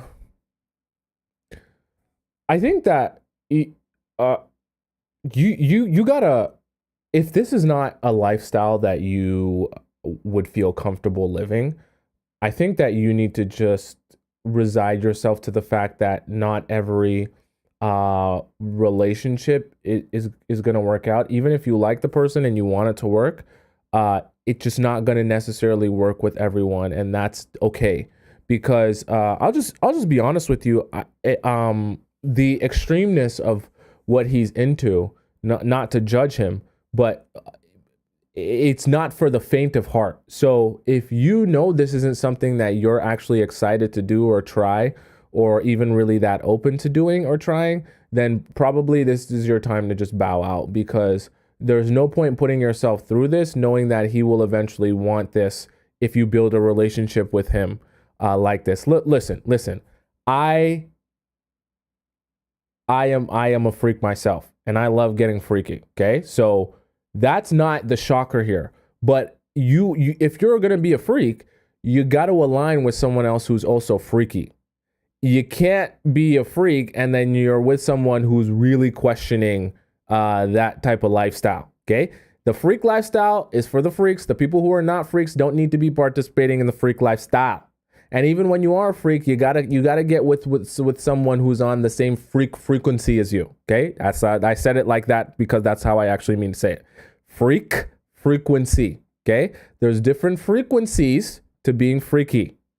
So if you're not aligning with his frequency, then this is probably not the relationship for you. Okay, and it's actually good that you discovered this now before you even had to do it, that you can know we are not on the same frequency. Okay, being a freak is not just a general statement that applies to everyone the same way. Okay, there's, like I said, there's different levels and there's different frequencies. So if that's not yours, then this is probably not going to work out, no matter how amazing he is, no matter how much he likes you, no matter how much you like him. Okay, because you will never feel comfortable and he will never be satisfied, because he's waiting for you to put something bigger in his butt. And you're thinking about, well, when am I going to get my pleasure? I don't just want to stuff your gaping anus. Okay. So that is my answer to you. And if you feel like that is a deal breaker for you, or that's just not something you can align with, then there's no point even caring about the dates or the flowers or the whatever. Because if you know you're not open to that level, then there's nothing else to explore, no matter how good the rest of the relationship is. Okay. Now, vice versa, if you are open to that, then that's totally different. Then my advice to you would be to leave him alone until he gets the wherewithal to start saying to himself, I want to start taking you out. Okay. So keep the texting to a minimum. And the next time he does text you, actually, rather than just saying you're good, thanks, or whatever, or if he says to you he's not hearing from you much, say, this is if you actually do want to keep exploring this. Say, I love seeing you in person and meeting up with you and going out with you on dates, but I'm not that much of a texter or a messenger. So if you want to see me, you're going to get the best version of me in person. Then you leave him to come up with the bright idea that he should take you out on another date. Okay, that's how you go about it. If you want to keep exploring, if you know that you're not on the same frequency, then just let that go. Okay, because that lifestyle, what he's talking about, that's definitely not for everyone. That's a niche. That's a niche right there. Okay, so next we have here, let's see, Bet 47. Ghosted after 3 years. Wow. I met this guy on April 20 of 2021. Important detail. My birthday is the following month in May. This connection turned out to be turned into a situationship pretty much from the beginning. Over the course, there has been some drag out situations that have occurred. One that included money being owed to me and him being sued and subjected to vandalism. I'm not proud of this. What? Nonetheless, our situation picked back up after some time. He owed money to you and you sued him. What? And you still are talking to this guy. Okay. The last time we saw each other, I mentioned in the 3 birthdays of mine that have passed, he never told me happy birthday. I think one of those years he was getting sued. And I think one of those years he was getting sued. And one of those years he was owing you a bunch of money. Okay. He never told me happy birthday. It's like year after year, starting a month after we met, he has found a reason to create static on my birthday so he doesn't have to acknowledge it. This is not your boyfriend. I have always told him happy birthday on his day. No problem if we happen to be not on speaking, if we happen to be on speaking terms, which for the last 2 weeks, 2 years, we have been. I don't buy him gifts nor expect anything from him, which you shouldn't. He's not your boyfriend. Fast forward a month later, after I brought to his attention, I've noticed this. I reached out to him days before my birthday to check it. This is very weird. You're reaching out to him purposely so that he'll wish you a. This is very weird and a very weird version of validation. To check in, which is our norm, and crickets. He doesn't owe you anything. He's not your boyfriend. What are you expecting from this guy? I sent another message the following day saying, hey, checking up on you. On another platform. Oh my God, you sent that on another platform? The desperation is oozing out of your. Please stop doing that. Please, please, please, Bet47, never do that again. Okay? Never, ever do that again. He already has communicated to you he's not interested in you or building anything with you. He doesn't even care to wish you a happy birthday. He doesn't care about you. Please never do that again. Stop reaching out and stop double reaching out on multiple. You're embarrassing yourself. And again, nothing. That's so embarrassing. How do you not just block him on everything after that? Almost 2 months have passed and I still haven't heard from him. You should have blocked him by now. He has a friend that has reached out to me twice wanting to catch up. Oh my God. No, please tell me you're not this dumb. Please tell me you're not this dumb. Please tell me you're not this dumb. I hope that you're an adult age, because if you're an adult, you should know his friend is not reaching out to catch up. His friend is reaching out so he can catch your squirtle in his hands and start penetrating you. And he probably heard some good referrals from his friend. Like what? Reaching out to you to catch up? Okay. I haven't heard from this friend in over a year, but I've literally ignored and purposely been short because I always allow this friend to pick me for info. What? If that's what this is about, because they have done this to me in the past. What? Do you mean pick you up? If he was tired of having an outside relationship with me, why do this during my birthday? What? Do what? Is it likely that his friend is trying to test the waters on behalf so he can make his return? That's what you think this is? You think that his friend is trying to test if you're wifey material by testing you so that the guy that you like will make his return and realize that you're the wifey he should actually. Oh boy, your delusions are grand in their scale. Wow, your delusions are grand. Let me tell you something. That's not what he's doing. His friend is trying to smash you. Okay? He's trying to penetrate your guts, right? Trying to get deep inside you. He wants to jackrabbit you for 90 seconds exactly, and no more than 90 seconds. He wants to bust a crazy fat nut, and then he wants to ghost you. Because the guy that you like probably told him your dump truck be bouncing when he got you in those positions, when he got you in doggy style. And your stuff looks great from the back. And so he gave the referral. He wrote it up, he signed it, and he gave his best friend a referral. Here's her number, here's her info, this is some information on her. You could go out and you can go get some of that. Crazy. And he left you alone, and he gave the referral to his buddy that he can go explore some goodness for himself. His friend is not spying out anything for the other guy so that the other guy can make it. There is no return. There's no return. Okay? Do you think I will hear from him again? Absolutely not. Not a chance. Okay? Not a chance. I honestly hope I do hear from him again so I can end things on my terms. You want to get the ego boost of feeling like you did it to him and you ended it to him. This is the funniest part. I love this, actually. I actually really love this. I love this because when you say this, that you only hope that he reaches back out to him so that you can end it, this is the funniest part. If he actually were to reach back out to you, right, and start speaking to you again, you wouldn't even have the guts to end it. You would just continue allowing yourself to get strung along. So this is actually, you're just yapping right here when you say that. You're yapping to make yourself feel like you would actually stand up for something and have some sort of spine.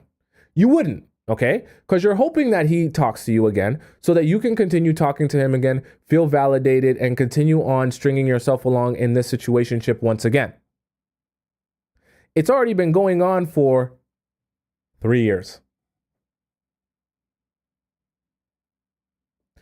3 years, you have no title, okay? You mean nothing to him, and he can't even be bothered to wish you a happy birthday, yet you're still hoping that he reaches back out to you so you can ignore him.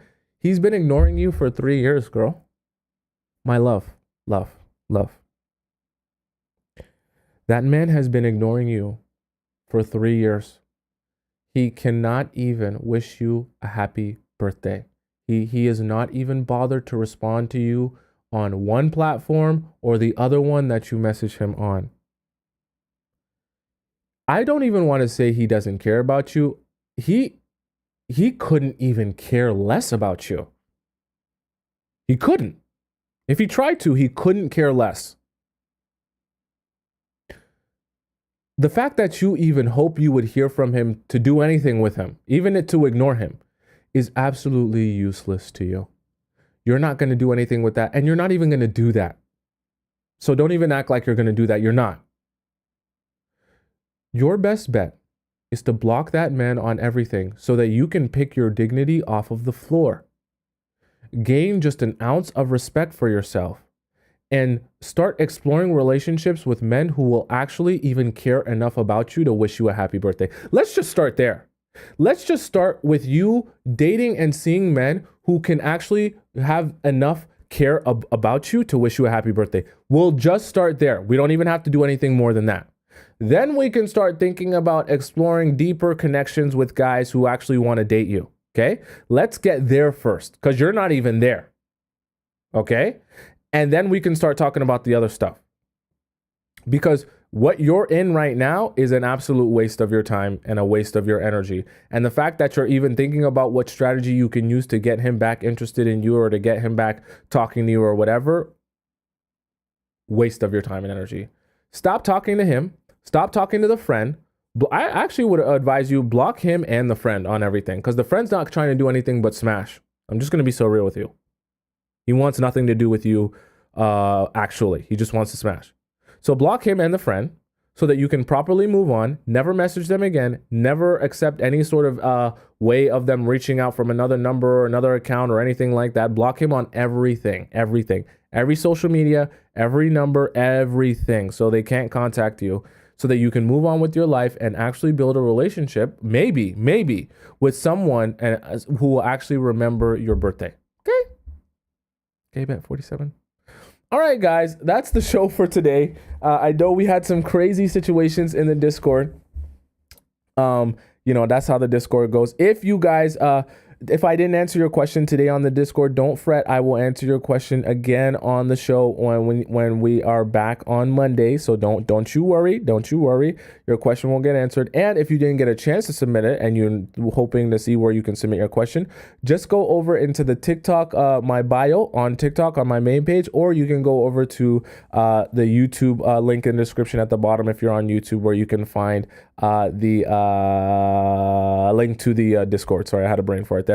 If you love me so much and you want to follow me on Instagram because you just want to see everything that I'm doing 24/7, and you want to spend all your time with me, you want to see what my life has been like, you want to see how I grow, you want to see how tall I am, you want to see what my look like in three-dimensional space, so you go ahead and you can follow me on Instagram. It's right above my head on the left side of your screen if you're on TikTok, and it's right at the bottom right there if you're on YouTube and you love me so much and you want to follow me so badly and you just want to sniff my air and sniff my nostrils. Okay. If you are on TikTok and you're wondering where you can find this entire show because you missed part of it, You can go over to my YouTube account, which is right above my head on the top right. You just type in my name on YouTube and you'll find this entire live show. You just go over to the live section of my profile. You find this entire live show and it'll have the TikTok and the YouTube live chat embedded in the show so that you can follow along with all the conversation, what everyone was saying back in real time as it was happening. So those of you who are on TikTok that were watching me, you'll be able to see your name and your comments and stuff like that. And you'll be able to find that there so you can see, because you guys are really funny. When I rewatch the show afterwards, I see all of your comments and stuff like that. You guys are really funny. You guys be having jokes. Okay. So that's like a really awesome part of the show. Okay. So make sure you go and subscribe to me and watch those live streams and all the other live shows that I've done in the past there as well. Oh, by the way, thank you so much, Sammy. I see that you donated as well later in the show. So thank you so much, Sammy, for your donations. I really appreciate you. Thank you so much. You like the top donator in the TikTok chat. So anyways, guys, I will be back on Monday. So I'm here every weekday, Monday to Friday at 4 p.m. Eastern time. So you're going to see me again on Monday at 4 p.m. Eastern time, where we will join each other again for the show once again. Okay. Until then, arrivederci, au revoir, hasta la vista, goodbye. I love you so much. Have a safe rest of your weekend. Try to spend some good time doing quality things, not too much time with boys. And if you are spending time with boys, let them take you out. Don't be begging for them to take you out, okay? Stay safe, have fun, enjoy yourself, and we will see each other again on Monday. And I'll be posting on my YouTube page over the weekend, so you'll get me there as well. Okay? Until then, bye. I love you so much.